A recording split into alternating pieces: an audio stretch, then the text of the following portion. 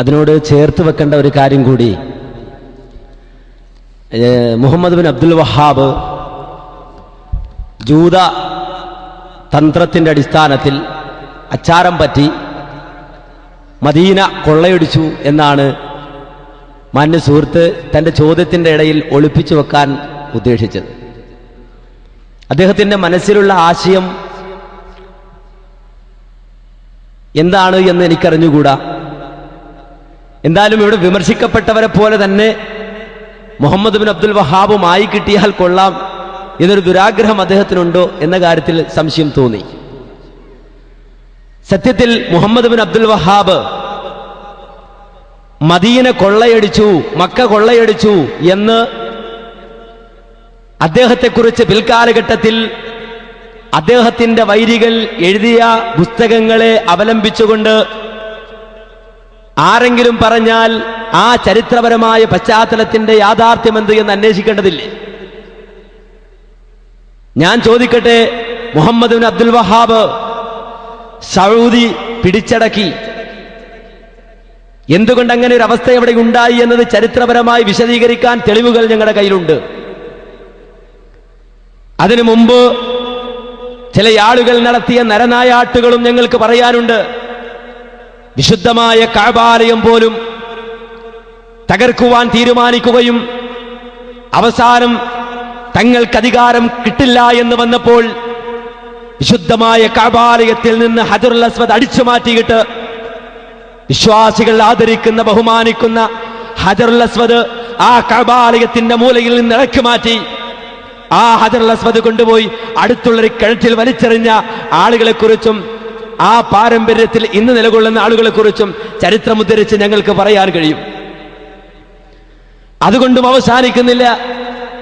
ഒരു തവണ സൗദി അറേബ്യയുമായി ഏറ്റുമുട്ടിയപ്പോൾ ആ സൗദി അറേബ്യയിൽ നിലകൊള്ളുന്ന വിശുദ്ധമായ കഅബാലയം, ആ കഅബാലയം അടങ്ങുന്ന പ്രദേശം പിടിച്ചടക്കാൻ കഴിഞ്ഞില്ലെന്ന് വന്നപ്പോൾ വിശുദ്ധമായ കഅബാലയത്തിൽ സ്ഥിതി ചെയ്യുന്ന ഹജറുൽ അസ്വദിന്റെ നേരെ അമ്പെയ്ത് ആ ഹജറുൽ അസ്വദിനെ തകർത്ത, ആ ഹജറുൽ അസ്വദ് പൊട്ടിച്ച യോദ്ധാക്കളെയും അവരുടെ പാരമ്പര്യത്തിൽ ഇന്ന് നിലകൊള്ളുന്ന ആളുകളുടെയും ചരിത്രം ഞങ്ങൾക്ക് പറയാറുണ്ട്.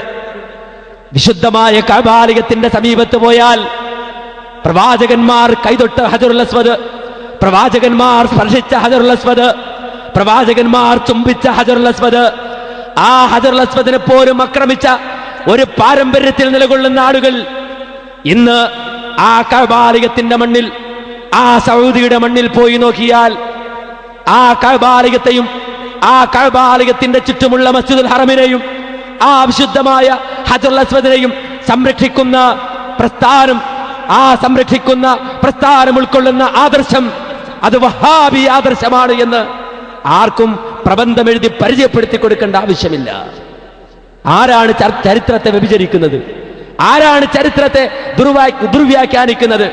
ലക്ഷക്കണക്കിന് ഹാജിമാർ ഇന്നും വിശുദ്ധമായ സൗദിയുടെ മണ്ണിൽ ഹജ്ജ് നിർവഹിച്ചു കൊണ്ടിരിക്കുമ്പോൾ ലക്ഷക്കണക്കിന് ഹാജിമാർക്ക് ഹജ്ജ് ചെയ്യാനുള്ള സൗജന്യമായ ഏർപ്പാട് സൗദിയുടെ മണ്ണിൽ ഏർപ്പെടുത്തി കൊടുക്കുന്നത് വഹാബി പ്രസ്ഥാനമാണെന്നിരിക്കവേ ആ വിശുദ്ധമായ കഅബാലയത്തിന്റെ ഒരു മൂലയിൽ ഒരു കൊച്ചു ഭണ്ഡാരം വെച്ചാൽ കോടിക്കണക്കിന് രൂപ സൗദി ഗവൺമെന്റിന്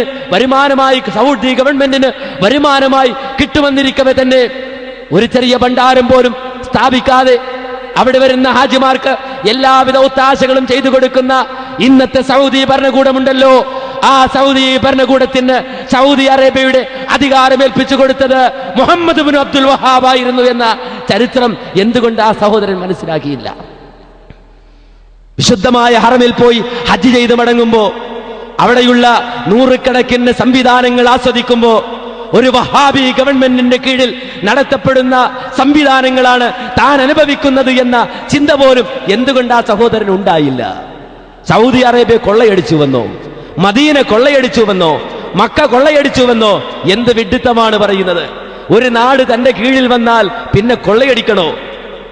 മുഹമ്മദ് ബിൻ അബ്ദുൽ വഹാബ് ആ നാട് കീഴടക്കി. ആ വഹാബ് മുഹമ്മദ് ബിൻ അബ്ദുൽ വഹാബിന്റെ കീഴിൽ മക്കയും മദീനയും അടങ്ങുന്ന നാട് വന്നപ്പോഴും ഞാനിവിടെ ഏകഛത്രാധിപതിയായി വാഴുകയാണ്, ഞാനിവിടുത്തെ സമ്പത്ത് കൊള്ളയടിക്കുകയാണ് എന്ന് ഒരിക്കലും മുഹമ്മദ് ബിൻ അബ്ദുൽ വഹാബ് പറഞ്ഞില്ല. നേരെ മറിച്ച് സൗദി ഗവൺമെന്റിന് ഏൽപ്പിച്ചു കൊടുത്തുകൊണ്ട് ആ ഗവൺമെന്റിന് ആ കുടുംബത്തിന് അധികാരം കൊടുത്തുകൊണ്ട് മുഹമ്മദ് ബിൻ അബ്ദുൽ വഹാബ് അധികാരത്തിൽ നിന്ന് ഒഴിഞ്ഞു മാറിയ ചരിത്രം ആ സഹോദരൻ പഠിപ്പിക്കപ്പെട്ടില്ല. ഇനിയോ അതുകൊണ്ട് അവസാനിച്ചോ? പിന്നെ മുജാഹിദ് ബാലുശ്ശേരി, അതുപോലെ തന്നെ സക്കരിയ സലാഹി പറഞ്ഞുവത്രേ കഅബാലയത്തിന്റെ കുബ്ബ അല്ല, പിന്നെ അവിടുത്തെ കുബ്ബ പൊളിക്കണം, ഖബറിന്റെ മുകളിലുള്ള കുബ്ബ പൊളിക്കണം എന്ന് പറഞ്ഞത് തീവ്രവാദമാണെന്ന്, തീവ്രവാദമാണ് എന്ന് മുജാഹിദ് ബാലുശ്ശേരി ഈ സദസ്സിലുണ്ട്. സക്കരിയ സലാഹി വിശുദ്ധമായ മക്കയിലാണുള്ളത്. അത് തീവ്രവാദമാണോ എങ്കിൽ ആ തീവ്രവാദത്തിന്റെ പട്ടികയിലേക്ക് വരവ് വെച്ചുകൊള്ളുക മഹാനായ മുഹമ്മദുർ റസൂലുള്ളാഹി സല്ലല്ലാഹു അലൈഹി വസല്ലമയെ. കാരണം മുഹമ്മദ് നബി സല്ലല്ലാഹു അലൈഹി വസല്ലമയാണ് മക്കം ഫത്ഹിന്റെ അന്ന്, മക്കാ വിജയത്തിന്റെ അന്ന് സ്വന്തം മരുമകനെ വിളിച്ചിട്ട് പറഞ്ഞത്, ഓ മകനെ, ഓ മരുമകനെ, ഉയർന്നു നിൽക്കുന്ന ഒരു കബറും മോനെ നീ തട്ടിനിരപ്പാക്കാതെ വിടല്ല, ഉയർന്നു നിൽക്കുന്ന ഒരു കബറും തട്ടിനിരപ്പാക്കാതെ വിടല്ല അലി. ആ ദൗത്യം പ്രവാചകൻ അലിയാർ തങ്ങളെ ഏൽപ്പിച്ചു. അലി റളിയല്ലാഹു അൻഹു അദ്ദേഹത്തിന്റെ അനുചരന്മാരെ ഏൽപ്പിച്ചു. ചരിത്രത്തിൽ വീണ്ടും മറിച്ചു നോക്ക്, ഞാൻ കൂടുതൽ വിശദീകരിക്കുന്നില്ല. ഈ കേരളത്തിന്റെ പാരമ്പര്യം പലപ്പോഴും പറയാറുണ്ടല്ലോ, സൈനുദ്ദീൻ മഖ്ദൂമിന്റെ പാരമ്പര്യം. ആ സൈനുദ്ദീൻ മഖ്ദൂം മക്കയിൽ ദീൻ പഠിക്കാൻ വേണ്ടി പോയ സന്ദർഭത്തിൽ മക്കയിൽ വെച്ചുകൊണ്ട് സൈനുദ്ദീൻ മഖ്ദൂമിന് കിതാബ് ഓതി കൊടുത്ത ഒരു പണ്ഡിതനുണ്ട്, ഇബ്നു ഹജർ ഹൈതമി. അദ്ദേഹത്തെയും വെച്ചോ ആ പാരമ്പര്യത്തിലേക്ക്. കാരണം അദ്ദേഹമാണ് അദ്ദവാജിറിൽ എഴുതി വെച്ചത്. എന്തെഴുതി വെച്ചു? അത് തീർച്ചയായും വതജിബുൽ മുബാദറതു ലിഹദ്മിഹാ വഹദ്മി ഖിബാബില്ലതി അലൽ ഖുബൂർ ഇദ് ഹിയ അളറു മിൻ മസ്ജിദിൽ ളിറാർ ലിഅന്നഹാ ഉസ്സിസത് അലാ മഅസിയത്തി റസൂലില്ലാഹ് വതജിബുൽ മുബാദറതു ലിഹദ്മിഹാ. കെട്ടിപ്പൊക്കിയ കബറുകൾ തട്ടിനിരപ്പാക്കാൻ ഉളരിപ്പോകൽ നിർബന്ധമാണ്. വഹദ്മി ഖിബാബില്ലതി അലൽ ഖുബൂർ, കബറിന്റെ മുകളിൽ കുബ്ബയുണ്ടെങ്കിലും ആ കുബ്ബ തട്ടിനിരപ്പാക്കാൻ ഉളരിപ്പോകൽ ശാഫി മദ്ഹബുകാരാ നിനക്ക് നിർബന്ധമാണ്. കാരണം ഇത് ഹിയ അളറു മിൻ മസ്ജിദിൽ ളിറാർ, പ്രവാചകനെ ധിക്കരിച്ചുകൊണ്ട്, മുഹമ്മദ് നബിയെ ധിക്കരിച്ചുകൊണ്ട് മുനാഫിക്കുകൾ നിർമ്മിച്ച മസ്ജിദുൽ ളിറാറിനേക്കാൾ കടകെട്ട സ്ഥാപനങ്ങളാണത്. ലിഅന്നഹാ ഉസ്സിസത് അലാ മഅസിയത്തി റസൂലില്ലാഹ്, പ്രവാചകന്റെ കൽപ്പനയെ ധിക്കരിച്ചുകൊണ്ടാണ് ഖബറിന്റെ മുകളിൽ കുബ്ബ എടുത്തിട്ടുള്ളത്. അതുകൊണ്ട് പ്രവാചക കൽപ്പനയെ ധിക്കരിക്കുന്ന നിലപാടിനെതിരെ ശക്തമായി നിലകൊള്ളണമെന്ന് ഇബ്നു ഹജർ ഹൈതമി കൃത്യമായി വിശദീകരിച്ചിട്ടുണ്ട്. അദ്ദേഹത്തിന്റെ അസ്സവാജിർ പരിശോധിച്ചാൽ അത് കാണാം. പ്രവാചകന്റെ പാരമ്പര്യം സ്വീകരിക്കുന്നവരൊക്കെയും ആ തത്വം ജനങ്ങളോട് പറയാറുണ്ട്. സഹാബത്തിന്റെ മാർഗം സ്വീകരിക്കുന്നവരൊക്കെയും ആ തത്വം ജനങ്ങളോട് പറയാറുണ്ട്. എന്നാൽ ആ തത്വം ജൂത തത്വമാണത്രേ, അത് ജൂതന്മാരുടെ തത്വമാണത്രേ. എന്തുപറ്റി ഈ ലോകത്തിന്, എന്തുപറ്റി ഈ സമൂഹത്തിന്? എന്താണ് ജൂത തത്വശാസ്ത്രം? എന്താണ് ജൂതന്മാരുടെ തത്വശാസ്ത്രം? ഖുർആൻ ഇത് പറഞ്ഞിട്ടുണ്ട്. മുഹമ്മദ് നബി ഒന്നുകൂടി വിശദീകരിച്ചിട്ടുണ്ട്. ലഅനല്ലാഹുൽ യഹൂദ വന്നസാറ ഇത്തഖദു ഖുബൂറ അംബിയാഇഹിം മസാജിദ. യഹൂദ നസറാക്കളെ അല്ലാഹു ശപിച്ചിരിക്കുന്നു. എന്തേ അല്ലാഹുവിന്റെ ശാപത്തിന് അവർ വിധേയരാകാനുള്ള കാരണം? ഇത്തഖദു ഖുബൂറ അംബിയാഇഹിമുൽ മസാജിദ, അവരവരുടെ നബിമാരുടെ ഖബറുകളെ ആരാധനാലയമാക്കി, നബിമാരുടെ ഖബറുകളെ ആരാധനാലയമാക്കി. അതാണ് ജൂത സിദ്ധാന്തം. ഖബറുകളെ പൂജാ കേന്ദ്രങ്ങളാക്കുന്ന, ഖബറുകളെ ആരാധനാലയമാക്കുന്ന നിലപാടാണ് ജൂത നിലപാട്. ആ ജൂത നിലപാടിനെതിരെ സന്ധിയില്ലാ സമരം ചെയ്ത ആളാണ് മുഹമ്മദ് ബിൻ അബ്ദുൽ വഹാബ്. എന്തുപറ്റി ചരിത്രത്തിന്? എന്തുപറ്റി ചരിത്രത്തിന്? മൗദൂദി സാഹിബിനെ ആരെങ്കിലും പറഞ്ഞാൽ മറ്റുള്ളവരെ മുഴുവൻ ഞങ്ങൾ ജൂതന്മാരാക്കുമെന്നാണോ? എങ്കിൽ ആ ജൂതാലയത്തിൽ തലപണയം വെച്ചതാര്? ആരാണ്? മൗദൂദി സാഹിബ്. അദ്ദേഹത്തിന്റെ ബന്ധം, അദ്ദേഹത്തിന്റെ ബന്ധം, അദ്ദേഹത്തിന്റെ പ്രവർത്തനം, അദ്ദേഹത്തിന്റെ ശൃംഖല, ഹസനുൽ ബന്നയുടെ നിലപാട്, ഇഖ്വാനുൽ മുസ്ലിമൂന്റെ നിലപാട്, ഒന്നിനു പുറകെ ഒന്നായി ചിത്രസഹിതം ഞങ്ങൾക്ക് തെളിയിക്കാൻ കഴിയും.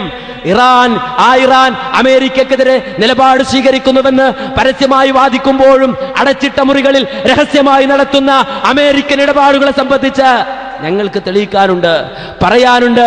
അതുപോലെ തന്നെ ആ ഇറാനിന്റെ അച്ചാരം പറ്റി, ഇറാൻ സിദ്ധാന്തത്തിന്റെ ഇമാമിയ സങ്കല്പത്തിന്റെ അച്ചാരം പറ്റി ലോക സമൂഹം മുർത്തദ് എന്ന് വിധി എഴുതിയ ഖുമൈനിയെ ന്യായീകരിക്കുന്ന മൗദൂദിയൻ തത്വശാസ്ത്രത്തെ സംബന്ധിച്ച് ഞങ്ങൾക്ക് വിശദീകരിക്കാനുണ്ട്. ആ തത്വശാസ്ത്രങ്ങളെല്ലാം ഈ ഒരു ചെറിയ ചർച്ചയിലൂടെ മാത്രം പുറത്തു വരേണ്ടതല്ലല്ലോ. വിശാലമായ ചർച്ചകളും വിശാലമായ അന്വേഷണങ്ങളും ആര് നിർവഹിക്കുന്നുവോ അവർക്ക് മുഴുവൻ കൃത്യമായി കണ്ടെത്താൻ കഴിയുന്ന ഒരു യാഥാർത്ഥ്യമായി കൊണ്ട് തന്നെ ആ ജൂതബന്ധം നിലനിൽക്കുമ്പോൾ ആ ബന്ധം ഒരിക്കലും മുഹമ്മദ് ബിൻ അബ്ദുൽ വഹാബിന്റെ മേൽ ഏൽപ്പിച്ചു കൊടുക്കേണ്ടതില്ല. സ്വന്തം കിരീടം മറ്റുള്ളവരുടെ മേൽ ഏൽപ്പിക്കരുത്. അത് അധികാരം നഷ്ടപ്പെടുത്തലാകും, അത് ഭരണം നഷ്ടപ്പെടുത്തലാകും എന്ന് മാത്രമേ അതിനെ സംബന്ധിച്ച് വിശദീകരിക്കാനുള്ളൂ.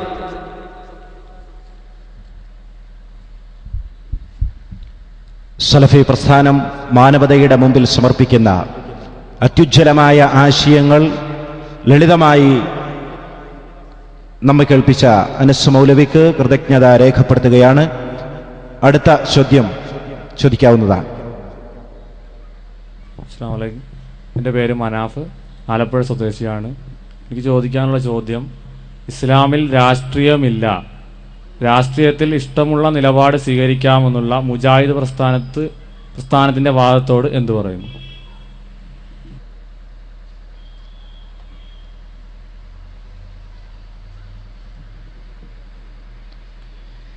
ഇസ്ലാമിൽ രാഷ്ട്രീയമില്ല എന്ന മുജാഹിദ് പ്രസ്ഥാനത്തിന്റെ നിലപാട് എങ്ങനെ യോജിക്കാൻ കഴിയും എന്നുള്ളതാണ് ചോദ്യത്തിന്റെ കാതൽ.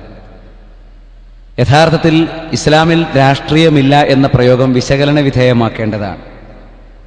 ഇസ്ലാമിൽ കച്ചവടമില്ല, ഇസ്ലാമിൽ വസ്ത്രധാരണമില്ല, ഇസ്ലാമിൽ ഭക്ഷണം കഴിക്കലില്ല, ഇസ്ലാമിൽ നടത്തമില്ല, ഇസ്ലാമിൽ ഓട്ടമില്ല, ഇസ്ലാമിൽ വീടുണ്ടാക്കലില്ല എന്നൊക്കെ പറയുന്നത് എത്രമാത്രം അർത്ഥശൂന്യമാണോ അതുപോലെയാണ് ഇതും.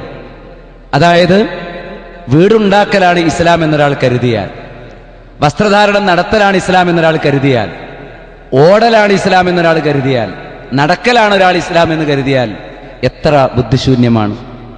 ഇതൊക്കെ ഒരു മുസ്ലിമിന് അനുവദനീയമാണ്, അനുപേക്ഷ്യമാണ്. അതുകൊണ്ട് തന്നെ അതിൽ ഇസ്ലാമിന്റെ ഹറാമിന്റെ അതിരുകൾ ലംഘിക്കാതെ ഈ വിഷയത്തിലൊക്കെ പങ്കെടുക്കാം. ഒരാൾക്ക് വസ്ത്രം ധരിക്കുമ്പോൾ നിയമമുണ്ട്. എല്ലാ വസ്ത്രവും എങ്ങനെയും ധരിക്കാൻ പറ്റില്ല. പുരുഷന്മാർ ഇങ്ങനെ ധരിക്കണം, സ്ത്രീകൾ ഇങ്ങനെ ധരിക്കണം, അതിരുകളുണ്ട്. കച്ചവടം നടത്തുമ്പോൾ അതിരുകളുണ്ട്. അതിൽ ഒരാൾ കച്ചവടം നടത്താതിരുന്നു എന്നുള്ളതുകൊണ്ട് ഇസ്ലാം എന്ന് പുറത്തു പോവില്ല.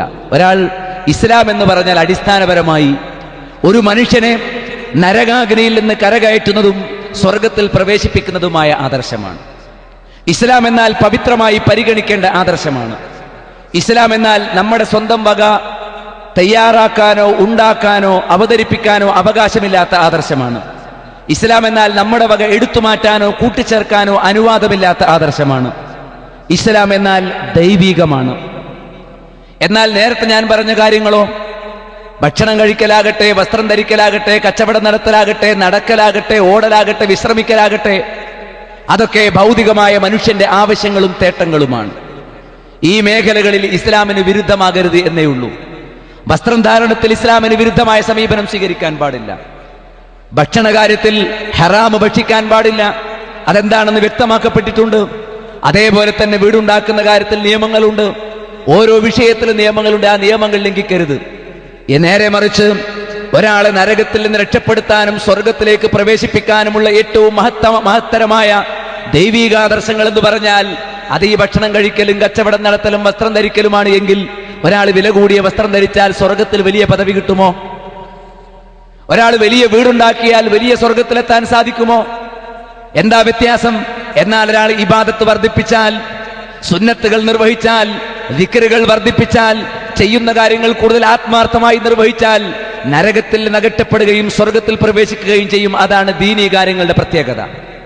നബി സല്ലല്ലാഹു അലൈഹി വസല്ലം പറഞ്ഞു, ഉൻളുറു ഇലാ മൻ ഹുവ ഫൗഖകും ഫീ ദീനിക്കും, നിങ്ങൾ നിങ്ങളുടെ ദീനിന്റെ കാര്യത്തിൽ മുകളിലുള്ളവരിലേക്ക് നോക്കണം. വൻളുറു ഇലാ മൻ ഹുവ അസ്ഫല മിൻകും ഫീ ദുനിയാക്കും, നിങ്ങൾ ദുനിയാവിന്റെ കാര്യത്തിൽ നിങ്ങളെക്കാൾ താഴെയുള്ളവരെ നോക്കണം. ദീനിൽ നമ്മളെക്കാൾ മികച്ചവരെ നോക്കി അവരോളം എത്താനോ അതിനേക്കാൾ ഉയരാനോ ശ്രമിക്കണം. ദുനിയാവിന്റെ വിഷയത്തിൽ നമ്മളെക്കാൾ താഴെയുള്ളവരെ നോക്കി നമുക്ക് കിട്ടിയതിൽ സംതൃപ്തി കാണിക്കുകയും താഴെയുള്ളവരെ ശ്രദ്ധിക്കുകയും അതേപോലെ അള്ളാഹുവിന് നന്ദി കാണിക്കുകയും ചെയ്യുക. ഇതാണ് മുസ്ലിം ചെയ്യേണ്ടത്. അപ്പോൾ ദീന് വരെ ദുനിയാവ് വരെ നബി സല്ലല്ലാഹു അലൈഹി വസല്ലമയാണ് വ്യക്തമാക്കിയത്. എന്റെ ദീൻ എനിക്ക് നന്നാക്കി തരണം, കാരണം പടച്ചവനെ എന്റെ പരലോക വിജയം ദീനിലാണ്. എന്റെ ദുനിയാവ് എനിക്ക് നന്നാക്കി തരണം, എന്റെ ഐഹിക ജീവിതം ദുനിയാവിലാണ്. അങ്ങനെയാണ് നബി സല്ലല്ലാഹു അലൈഹി വസല്ലം പ്രാർത്ഥിച്ചത്. ദുനിയാവ് എന്നാൽ ഭൗതികമായ നേട്ടം ലക്ഷ്യം വെച്ചുകൊണ്ട് നാം പ്രവർത്തിക്കുന്ന കാര്യങ്ങളാണ്. അത് ദീനിന് എതിരല്ല. പലതും ഭൗതികമായി നമുക്ക് സെക്യൂരിറ്റി വേണം, വസ്ത്രം വേണം, ഭക്ഷണം വേണം, പ്രാണവായു വേണം. ഇതൊക്കെ ഭൗതികമായ ആവശ്യങ്ങളാണ്. ഇതിനു വേണ്ടി പ്രവർത്തിക്കുന്നത് ഒരിക്കലും അനിസ്ലാമികമല്ല. എന്നാൽ ഇസ്ലാം എന്ന് പറഞ്ഞാൽ നരകമോചനത്തിന് ലാക്കാക്കിയിട്ടുള്ള പ്രവർത്തനങ്ങളും ആദർശങ്ങളുമാണ്. അതിൽ നമുക്ക് വീഴ്ച വരുത്താൻ പറ്റില്ല. ദീനിനെ അവഗണിച്ചുകൊണ്ട് ദുനിയാവിന് പ്രാധാന്യം കൊടുക്കാൻ പറ്റില്ല. മനുഷ്യന്റെ ഒരു സ്വഭാവം ബൽ തുസിറുനൽ ഹയാത്തദ് ദുനിയ, നിങ്ങൾ ഐഹിക ജീവിതത്തിന് പ്രാധാന്യം കൊടുക്കുന്നു, ദുനിയാവിന് പ്രാധാന്യം കൊടുക്കുന്നു. എന്നാൽ വൽ ആഖിറതു ഖൈറും വഅബ്ഖാ, പരലോകമാണ് മികച്ചത്, ഏറ്റവും എന്നും നിലനിൽക്കുന്നത്. അതുകൊണ്ട് പരലോക വിജയത്തിന് വേണ്ടിയുള്ള പ്രവർത്തനങ്ങളാണ് ദീനീ കാര്യം. ദുനിയാവിൽ അള്ളാഹു അനുവദിച്ച കാര്യങ്ങൾക്ക് വേണ്ടിയുള്ള പ്രവർത്തനങ്ങളാണ് ദുനിയാ കാര്യം. അതുകൊണ്ട് ദുനിയാവിന്റെ കാര്യത്തിൽ ദീനിന് വിരുദ്ധമാകരുത് എന്നുള്ള പൊതു നിയമമാണ്. അങ്ങനെ വരുമ്പോൾ രാഷ്ട്രീയ രംഗത്ത് തോന്നിയതുപോലുള്ള നിലപാട് സ്വീകരിക്കാൻ പറ്റില്ല. മുജാഹിദുകളെ സംബന്ധിച്ചിടത്തോളം രാഷ്ട്രീയത്തിൽ കൃത്യമായ കാഴ്ചപ്പാടുണ്ട്. മുജാഹിദ് പ്രസ്ഥാനത്തിന്റെ മുഖപത്രമായ അൽമനാറിൽ പോലും വിവിധ രംഗങ്ങളിലെ ലേഖനങ്ങളിലും മുഖപ്രസംഗങ്ങളിലും പോലും, പ്രത്യേകിച്ചും തെരഞ്ഞെടുപ്പുകളൊക്കെ ആസന്നമാകുന്ന കാലഘട്ടങ്ങളിൽ രാഷ്ട്രീയത്തിൽ മുജാഹിദ് പ്രസ്ഥാനം നിലപാട് വ്യക്തമാക്കാറുണ്ട്. കഴിഞ്ഞ ഒരു ചോദ്യത്തിന് ഉത്തരം നൽകുന്ന വേളയിൽ ഞാൻ തന്നെ സൂചിപ്പിച്ചു, മുജാഹിദ് പ്രസ്ഥാനം സംബന്ധിച്ചിടത്തോളം ഇസ്ലാമിന് ഭരണമുള്ള ഇടത്തുള്ള രാഷ്ട്രീയ നിലപാട് എന്താണ്, മുസ്ലിങ്ങൾ ന്യൂനപക്ഷമായി മുസ്ലിങ്ങളായി ജീവിക്കാൻ അനുവദിക്കുന്ന ഇടത്തുള്ള രാഷ്ട്രീയ നിലപാട് എന്താണ്, ഒരു മുസ്ലിം ജീവിച്ചുകൂടാ ഈ നാട്ടിൽ എന്ന് തീരുമാനിക്കുന്ന രാജ്യത്തോടുള്ള രാഷ്ട്രീയ നിലപാട് എന്താണ്, അത് മൂന്നും വേറെ വേറെയാണ്. അതുകൊണ്ട് ഇസ്ലാമിന് മുസ്ലിമായി ജീവിക്കാൻ അനുവദിക്കുന്ന, മറ്റു മതസ്ഥരെയും അംഗീകരിക്കുന്ന ഇന്ത്യ പോലുള്ള ബഹുമത സമൂഹത്തിൽ മുസ്ലിമായി ജീവിക്കാൻ അനുവദിക്കുകയും ഇസ്ലാമിക പ്രബോധന സാഹചര്യം നിലനിൽക്കുകയും ചെയ്യുന്ന സാഹചര്യത്തിന് അനുകൂലമായ രാഷ്ട്രീയ നിലപാടുകൾ സ്വീകരിക്കാം എന്നാണ് മുജാഹിദ് പ്രസ്ഥാനവും ബുദ്ധിയുള്ള പ്രസ്ഥാനങ്ങളുമെല്ലാം മനസ്സിലാക്കിയിരിക്കുന്നത്. അതുകൊണ്ട് തന്നെ രാഷ്ട്രീയത്തിൽ ഇസ്ലാമിനെ തകർക്കുന്ന ഒരു നിലപാടിനോടും ഇസ്ലാം അംഗീകരിക്കില്ല. പൊതുവായി ഏത് രാഷ്ട്രീയ നിലപാടിലും മുജാഹിദ് പ്രസ്ഥാനം പങ്കെടുക്കാൻ പ്രേരിപ്പിക്കും. അതിന്റെ ഏറ്റവും പ്രധാനപ്പെട്ട ഉദാഹരണമാണ് സ്വാതന്ത്ര്യ സമരകാലം. സ്വാതന്ത്ര്യ സമരകാലത്തിന് നേതൃത്വം കൊടുത്ത മുസ്ലിം പണ്ഡിതന്മാരായിരുന്നു? നേരത്തെ ഇവിടെ സൂചിപ്പിക്കപ്പെട്ട ഈ മൊയ്തു മൗലവി അടക്കം, വക്കം അബ്ദുൽ ഖാദർ മൗലവി, KM മൗലവി അടക്കമുള്ള ആദ്യകാലത്തെ ഇസ്ലാഹി പ്രസ്ഥാനത്തിന്റെ കേരളക്കരയിലെ നേതാക്കന്മാരെ പരിശോധിക്കുക. അവർ തന്നെയാണ് ഏകദൈവാരാധനയുടെ അടിത്തറയിലാണ് ശരിയായ സംസ്കാരം എന്ന് പഠിപ്പിക്കുന്ന മുജാഹിദ് പ്രസ്ഥാനം മുന്നോട്ട് വെക്കുന്ന ഇസ്ലാമിന്റെ ആദർശവും അവതരിപ്പിച്ചത്. അവർ ഇസ്ലാമിന്റെ മതപ്രചാരണ രംഗത്ത് ഒന്നാമതായിരുന്നു. രാഷ്ട്രീയ രംഗത്ത് സ്വാതന്ത്ര്യ സമരക്കളങ്ങളിലും ഒന്നാമതായിരുന്നു. അന്ന് ഇന്ത്യൻ ജമാഅത്തെ ഇസ്ലാമിയുടെ നിലപാടെന്തായിരുന്നു? അവർ പറഞ്ഞു, ലാത്ത പോയി മനാത്ത വന്നു എന്ന വ്യത്യാസമേ ഉള്ളൂ. അതുകൊണ്ട് ലാത്ത പോയി മനാത്ത വരാൻ, ബ്രിട്ടീഷുകാരൻ പോയി ജനാധിപത്യം വരാൻ കൂട്ടുനിൽക്കുന്നവർ, അവർക്ക് 1000 വട്ടം ശാപം. സ്വാതന്ത്ര്യ സമരത്തിന് വേണ്ടി പ്രയത്നിക്കുന്നത്, അതിനുവേണ്ടി പ്രസംഗിക്കുന്നത്, അതിനുവേണ്ടി ശത്രുക്കളുടെ ദണ്ഡനമേൽക്കുന്നത്, അതിന്റെ പേരിൽ ജയിലിൽ പോകുന്നത്, അങ്ങനെയുള്ളവർക്ക് 1000 വട്ടം ശാപം എന്ന് പറഞ്ഞപ്പോൾ മുജാഹിദ് പ്രസ്ഥാനം വീരമൃത്യു വരിക്കാൻ സന്നദ്ധരായി സ്വാതന്ത്ര്യ രണാങ്കണത്തിലേക്ക് മുസ്ലിം ചെറുപ്പക്കാരെ പ്രോത്സാഹിപ്പിച്ചു കൊണ്ടുവരികയായിരുന്നു എന്ന് കാണാൻ സാധിക്കും. ഇവിടെയുള്ള ഭൂരിപക്ഷ മുസ്ലിങ്ങൾക്ക് നേതൃത്വം കൊടുത്തിരുന്ന പുരോഹിതന്മാരാകട്ടെ, സർക്കാർ ധിക്കരിക്കാൻ പാടില്ല എന്ന് പറഞ്ഞുകൊണ്ട് ബ്രിട്ടീഷ് ഉദ്യോഗസ്ഥന്മാരെ ശ്ലാഘിക്കുകയും, ഇർവിൻ പ്രഭു, അദ്ദേഹത്തിന് ഒരു പരിക്ക് പറ്റി, അദ്ദേഹവും ഭാര്യയും യാത്ര ചെയ്യുമ്പോൾ ഒരു പരിക്ക് പറ്റി, വലിയ അപകടമൊന്നുമില്ല എന്ന് കണ്ടപ്പോൾ ഇതാ ഇർവിൻ പ്രഭു അപകടത്തിൽ രക്ഷപ്പെട്ടതിനാൽ പടച്ചതമ്പുരാനെ സ്തുതിച്ചുകൊണ്ട് പ്രമേയം പാസാക്കുകയും ചെയ്യുന്ന രാജ്യത്താണ് നാം ജീവിച്ചത്. അന്ന് തുടങ്ങി ഇന്നോളം പ്രായോഗികമായ രാഷ്ട്രീയ രംഗത്ത് മുജാഹിദ് പ്രസ്ഥാനം ഈ രാജ്യത്തിന്റെ പൊതുനന്മയും അതേപോലെ ഓരോരുത്തർക്കും അവരവരുടെ മതവിശ്വാസങ്ങൾ ഉൾക്കൊള്ളാനും പ്രചരിപ്പിക്കാനുമുള്ള സാഹചര്യവും അത് നിലനിൽക്കാൻ പ്രേരിപ്പിക്കുന്ന, സഹായിക്കുന്ന മുഴുവൻ രാഷ്ട്രീയ പ്രസ്ഥാനങ്ങളോടും തുല്യ ദൂരം സമീപിക്കുക എന്ന നിലപാടാണ്. ചുരുക്കം, ഇസ്ലാം ഒരു രാഷ്ട്രീയ പ്രസ്ഥാനമല്ല. എന്നാൽ ഇസ്ലാമിൽ രാഷ്ട്രീയമുണ്ട്. ബഹുമാന്യനായ കേരള നേതൃത്വ മുജാഹിദിന്റെ ജനറൽ സെക്രട്ടറി ആയിരുന്ന AP അബ്ദുൽ ഖാദർ മൗലവി തമാശയായി പറയാറുണ്ട്, ഒരാള് കൊല്ലന്റെ അരികിൽ, പെരുങ്കൊല്ലന്റെ അരികിൽ, കരുവാന്റെ അരികിൽ കുറച്ച് മുരിങ്ങ കൊണ്ടുവന്നു. എന്താണ് ആവശ്യം? കത്തി ഉണ്ടാക്കണം. കത്തി ഉണ്ടാക്കി തരാൻ അയാൾ കൊടുത്തത് പച്ചക്കറികളിൽ നിന്ന് മുരിങ്ങത്തണ്ടുകളാണ്. അപ്പോ കൊല്ലൻ ചോദിച്ചു, മുരിങ്ങ കൊണ്ട് ഞാൻ എങ്ങനെ കത്തി ഉണ്ടാക്കും? അപ്പൊ അയാൾ പറഞ്ഞു, മുരിങ്ങയിൽ ഇരുമ്പുണ്ടല്ലോ, ഇരുമ്പ് കൊണ്ടാണ് കത്തി ഉണ്ടാക്കേണ്ടത്. ഇതുപോലെയാണ് ഇസ്ലാമിൽ രാഷ്ട്രീയമുണ്ടല്ലോ. രാഷ്ട്രീയമുണ്ടോ എന്ന് ചോദിച്ചാൽ ഉണ്ട്. പക്ഷേ ഇസ്ലാം രാഷ്ട്രീയമല്ല. ഇസ്ലാം രാഷ്ട്രീയമാണെന്നും അള്ളാഹുവിന്റെ ഖിലാഫത്ത് ഇപ്പോൾ നഷ്ടപ്പെട്ടു പോയിട്ടുണ്ടെന്നും അത് അള്ളാഹുവിന് തിരിച്ചു കൊടുക്കലാണ് നമ്മുടെ ജോലി എന്നുമുള്ള വിലായത്തെ ഫഖീഹ് എന്ന ഷിയാക്കളുടെ ഇമാമത്ത് സങ്കല്പമാണ് ജമാഅത്തെ ഇസ്ലാമി കൊണ്ടുവന്ന മതരാഷ്ട്രവാദ സങ്കല്പം. അതിന് മൗദൂദി തന്നെ നൽകിയിരിക്കുന്ന പേര് ഡെമോതിയോക്രസി എന്നാണ്. ആ ഡെമോതിയോക്രസി എന്ന മതേതരവാദം അതാണ് മുജാഹിദ് പ്രസ്ഥാനം ലംഘിച്ചിട്ടുള്ളത്. അതല്ലാതെ രാഷ്ട്രീയത്തിൽ തോന്നിയതുപോലെയാകാം. ഒരു മുജാഹിദ് രാഷ്ട്രീയത്തിൽ ഒരു തെരഞ്ഞെടുപ്പിൽ മത്സരിക്കുന്നുണ്ടെങ്കിൽ ജമാഅത്തെ ഇസ്ലാമിക്ക് ഇനി തെരഞ്ഞെടുപ്പിൽ മത്സരിക്കരുത് എന്ന് ഏതായാലും പറയാൻ പറ്റില്ലല്ലോ. പക്ഷേ നിങ്ങൾ ഈ ഇന്ത്യ രാജ്യത്തെ നിലവിലെ സാഹചര്യത്തിൽ തെരഞ്ഞെടുപ്പിൽ മത്സരിക്കുന്നത് ശിർക്കും കുഫറുമാണ് എന്ന് പറഞ്ഞെഴുതി വിട്ട ലേഖനങ്ങൾ നിങ്ങൾ പിൻവലിച്ചോ എന്ന് ഞങ്ങൾക്കറിയണം. അബുൽ അഅ്ല മൗദൂദിയെ നിങ്ങൾ പുറന്തള്ളിയോ എന്ന് ഞങ്ങൾക്കറിയണം എന്ന് സാന്ദർഭികമായി സൂചിപ്പിക്കുന്നു എന്ന് മാത്രം. ഏതായിരുന്നാലും ശരി, മുജാഹിദ് പ്രസ്ഥാനത്തെ സംബന്ധിച്ചിടത്തോളം ഏത് രാഷ്ട്രീയ ഒരു തെരഞ്ഞെടുപ്പിന് നോമിനേഷൻ സമർപ്പിക്കാൻ പോകുമ്പോൾ ഒരു മഖ്ബറയിൽ നിന്ന് തുടങ്ങാൻ പറ്റില്ല. തുടങ്ങിയാൽ അവൻ യഥാർത്ഥ മുജാഹിദ് ആദർശം സ്വീകരിക്കുന്നവനാവില്ല. രാഷ്ട്രീയ രംഗത്ത് എതിരാളികളെ കുറിച്ച് ആരോപണം പറയാനോ കളവുകൾ നിരത്താനോ അതേപോലെ ഒന്ന് പറയുക മറ്റുള്ളത് പ്രവർത്തിക്കുക എന്ന് ചെയ്യാനോ സ്വജനപക്ഷപാതം കാണിക്കാനോ അങ്ങനെ ഹറാമിന്റെ ഏതെങ്കിലും ദൗത്യങ്ങളോ പ്രവർത്തനങ്ങളോ ഇത് ദീനല്ലല്ലോ രാഷ്ട്രീയമാണല്ലോ എന്ന് കരുതി ഏറ്റെടുക്കാനോ ഒരിക്കലും മുജാഹിദ് പ്രസ്ഥാനം അനുവദിച്ചിട്ടില്ല. രാഷ്ട്രീയ രംഗമാകട്ടെ, കച്ചവട രംഗമാകട്ടെ, വിവാഹ രംഗമാകട്ടെ, ആരോഗ്യ രംഗമാകട്ടെ, വസ്ത്രധാരണമാകട്ടെ, എല്ലാ രംഗത്തും ഇസ്ലാമിന്റെ മര്യാദകൾ പാലിക്കണം, പ്രവാചകന്റെ മാർഗനിർദ്ദേശങ്ങൾ പാലിക്കണം എന്നതുപോലെ രാഷ്ട്രീയ രംഗത്തും ഇസ്ലാമിന്റെ ഹറാമുകൾ വരാതിരിക്കാനും ഹലാലുകളും പുണ്യങ്ങളും പുലരാനും ഉള്ള നീതിയുടെ അടിത്തറയിലുള്ള നീക്കുപോക്കുകളായിരിക്കണം യഥാർത്ഥത്തിൽ മുസ്ലിം രാഷ്ട്രീയ പ്രവർത്തകരിൽ ഉണ്ടാകേണ്ടത്. രാഷ്ട്രീയ പ്രവർത്തനം നടത്താത്തത് കൊണ്ട് ഇസ്ലാമിൽ നിന്ന് പുറത്തു പോകും എന്ന വാദം മുജാഹിദ് പ്രസ്ഥാനം സംബന്ധിച്ചിടത്തോളം ഇല്ല. ലോകത്ത് ഏതെങ്കിലും ഒരു പാർട്ടിക്കതുണ്ടോ? ഇന്ത്യ രാജ്യത്ത് ആരും വോട്ട് ചെയ്യണം എന്ന് നിർബന്ധമില്ല. ഇന്ത്യ രാജ്യത്ത് ഏതൊരു പൗരനും മുസ്ലിമാകട്ടെ മുസ്ലിമാകാതിരിക്കട്ടെ വോട്ട് ചെയ്യുകയോ വോട്ട് ചെയ്യാതിരിക്കുകയോ ചെയ്യാൻ ഭരണഘടന അനുവദിക്കുന്നുണ്ട്. നമുക്ക് സംതൃപ്തിയുള്ള ആളുകൾ മത്സരരംഗത്ത് വരുമ്പോഴേ വോട്ട് നൽകേണ്ടതുള്ളൂ. മുജാഹിദ് പ്രസ്ഥാനത്തിന്റെ നിലപാടും അത് തന്നെയാണ്. അതുകൊണ്ട് തന്നെ രാജ്യത്ത് രാഷ്ട്രീയ നിലപാടുകളിൽ ബുദ്ധിപരമായി സജീവ പങ്കാളിത്തം ഉണ്ടാകണമെന്നും ഈ നാടിന്റെ സമാധാനം നിലനിൽക്കാൻ ഉതകുന്ന രൂപത്തിൽ ബാലറ്റാണ് നമ്മുടെ രാജ്യത്തിന്റെ ശക്തി പ്രകടനത്തിന്റെ ഏറ്റവും വലിയ അടയാളം. അതല്ലാതെ ചാവേർ സംഘങ്ങൾ ഉണ്ടാക്കൽ ഭീരുത്വവും സ്വയം നശിപ്പിക്കലുമാണ് എന്നും അതുകൊണ്ട് ബാലറ്റിന്റെ ശക്തി പ്രായോഗികമായി ഉപയോഗപ്പെടുത്താൻ പ്രായോഗിക രാഷ്ട്രീയത്തിലേക്ക് നീതിയുടെ അടയാളങ്ങളായി മുജാഹിദ് പ്രസ്ഥാനത്തിന്റെ സജീവമായ സാന്നിധ്യം ഉണ്ടാകണമെന്നുമുള്ള നിലപാട് എക്കാലവും അതിന്റെ ആദ്യകാല ചരിത്രം മുതൽ സ്വാതന്ത്ര്യ സമര കാലം മുതൽ ഇന്നോളം പുലർത്തിപ്പോന്നിട്ടുണ്ട്. അത് കേരള ചരിത്രം രേഖപ്പെടുത്തിയിട്ടുണ്ട്. പാഠപുസ്തകങ്ങളിൽ പഠന വിഷയം കൂടിയാണ് എന്നാണ് സാന്ദർഭികമായി സൂചിപ്പിക്കാനുള്ള കാര്യം. മനുഷ്യ ജീവിതത്തിലേക്കുള്ള സർവമേഖലകളിലേക്കും കൃത്യമായ നിർദ്ദേശം നൽകിയ ഇസ്ലാമിനെയാണ് മുജാഹിദുകൾ സ്വീകരിച്ചത് എന്ന് കൃത്യമായി ഇവിടെ വിശദീകരിക്കുകയുണ്ടായി. അടുത്ത ചോദ്യം പെട്ടെന്ന് ചോദിക്കുക. അടുത്ത ചോദ്യത്തിനായി ക്ഷണിക്കുന്നു. അസ്സലാമു അലൈക്കും. എൻ്റെ പേര് ഇസ്മായിൽ, പള്ളൂരിൽ നിന്ന് വരുന്നു. ജമാഅത്തെ ഇസ്ലാമിയുടെ ദേശീയ യാത്രയോടനുബന്ധിച്ച് കഴിഞ്ഞ ആഴ്ച വാണിദാസ് ഇളയാവ് അദ്ദേഹം പറഞ്ഞതിൻ്റെ അടിസ്ഥാനത്തിൽ പേപ്പറിലൊരു ന്യൂസ് വന്നു. അത് ഹെഡിങ് ഇങ്ങനെയാണ്: മൗദൂദി ചിന്ത കരുത്തുറ്റ തീവ്രവാദ വിരുദ്ധ ദർശനം. ഈ ഒരു ഹെഡിങ് വന്നു. അതിനെക്കുറിച്ചൊരു റിപ്പോർട്ട് വന്നതിൻ്റെ അതിനുശേഷം ലക്ഷക്കണക്കിന് ആളുകൾ ഇത് വായിച്ച ശേഷം ഒരു പ്രതികരണമൊന്നും കണ്ടില്ല ഇതിനെതിരായിട്ട്. അപ്പോൾ ഇവർ ഈ ജമാഅത്തെ ഇസ്ലാമി പറയുന്നതിൽ അല്പമെങ്കിലും സത്യമില്ലേ എന്നാണ് എൻ്റെ ചോദ്യം.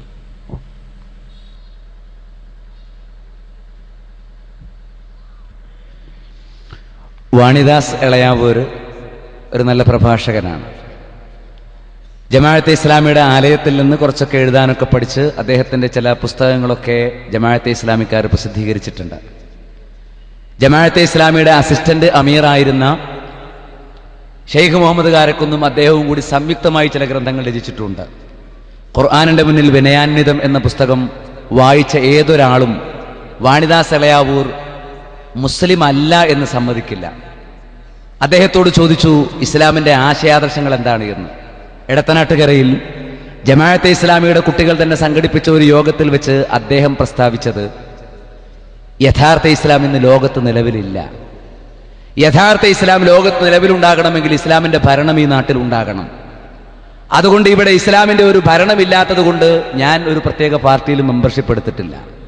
ജമാഅത്തെ ഇസ്ലാമിയുടെ നിലപാടിന്റെ ആദർശപ്പാപ്പരത്വം മനസ്സിലാക്കാൻ ജമാഅത്തിന്റെ തട്ടകത്തിൽ സഞ്ചരിക്കുകയും ജമാഅത്തുകാർക്ക് വേണ്ടി എഴുതുകയും ജമാഅത്തിന്റെ ആദർശമാണ് ശരിയെന്ന് ഈ കണ്ട പ്രസ്താവന പോലെ തന്നെ നിരന്തരമായി പറഞ്ഞുകൊണ്ടിരിക്കുകയും ചെയ്യുന്ന നമ്മുടെ പൊതുവായ ഗ്രാഹ്യത അനുസരിച്ച് ജമാഅത്തുകാരനായ വാണിദാസ് എളയാവൂർ. ഏതെങ്കിലും ഒരു ജമാഅത്തുകാരന് വിശ്വാസമുണ്ടോ ഈ ഇന്ത്യ രാജ്യത്തൊരു യഥാർത്ഥ മുസ്ലിം ഉണ്ടെന്ന്? ഇല്ല. ഇസ്ലാമിക ഭരണമില്ലാത്തടത്ത് ഇസ്ലാമില്ല. ഭരണമില്ലാത്തടത്ത് ഇസ്ലാം ഒരു ജലരേഖ മാത്രമാണ് എന്നാണ് മൗദൂദിയൻ വീക്ഷണം. അപ്പോൾ ഇസ്ലാമിക ഭരണമുള്ളയിടത്ത് മാത്രമേ ഒരാൾക്ക് ഇസ്ലാം ഉണ്ടാകുന്നുള്ളൂ. അതുകൊണ്ട് വാണിദാസ് എളയാവൂർ മാത്രമല്ല, യഥാർത്ഥത്തിൽ മൗദൂദിയുടെ ചിന്തകളാണ് ജമാഅത്തെ ഇസ്ലാമിക്കാർ നെഞ്ചേറ്റുന്നതെങ്കിൽ ഒരു യഥാർത്ഥ മുസ്ലിം ഇവിടെയില്ല. കുറച്ചു കാലം മുമ്പ് ഖാദിയാനികളും ജമാഅത്തെ ഇസ്ലാമിയും തമ്മിലൊരു തൂലികാ സംവാദം നടന്നിരുന്നു, സത്യദൂതനിലും പ്രബോധനത്തിലുമായി. അതിനിടയിൽ ഖാദിയാനികൾ ഒരു ചോദ്യം ചോദിച്ചു, എവിടെ ഇന്ത്യ രാജ്യത്ത് പൂർണ്ണ മുസ്ലിങ്ങൾ നിലനിൽക്കുന്നുണ്ടോ എന്ന്. ജമാഅത്തെ ഇസ്ലാമിക്കാർ പറഞ്ഞു, ഇല്ല, പൂർണ്ണ ഇസ്ലാം ഉണ്ടാകണമെങ്കിൽ ഖിലാഫത്ത് ഉണ്ടാവുക തന്നെ വേണം. രണ്ടാമതായി അവർ അടുത്ത ഒരു ലക്കത്തിൽ വീണ്ടും ചോദിച്ചു, അപ്പോൾ ഇസ്ലാമിന് പ്രവാചകൻ സല്ലല്ലാഹു അലൈഹി വസല്ലമക്ക് ഭരണം കിട്ടുന്നതിന് മുമ്പ് മരണപ്പെട്ടു പോയ കുറെ സ്വഹാബികളുണ്ട്. ഉദാഹരണത്തിന് ഹംസത്ത് ബിൻ അബ്ദുൽ മുത്തലിബ്. നബി സല്ലല്ലാഹു അലൈഹി വസല്ലം ഹിജ്റ മദീനത്തെത്തി ഭരണം സ്ഥാപിക്കുന്ന ഒരു ഘട്ടത്തിലെത്തുന്നതിന് മുമ്പ് അതിന്റെ ആദ്യ വർഷങ്ങളിൽ തന്നെ ഉഹദ് യുദ്ധത്തിൽ ഷഹീദായ വ്യക്തിത്വമാണ്. അത് ഭരണം പൂർണ്ണമായി കൈയാളുന്നതിന് മുമ്പ് മരണപ്പെട്ടുപോയ, ഇസ്ലാമിന്റെ നിയമങ്ങൾ പൂർത്തീകരിക്കുന്നതിന് മുമ്പ് മരണപ്പെട്ടുപോയ ഹംസത്ത് ബിൻ അബ്ദുൽ മുത്തലിബ് റളിയല്ലാഹു അൻഹു പൂർണ്ണമായി തൗഹീദുള്ള ആളാണെന്ന ചോദ്യം അല്ല എന്ന ജമാഅത്തിന്റെ ഉത്തരം.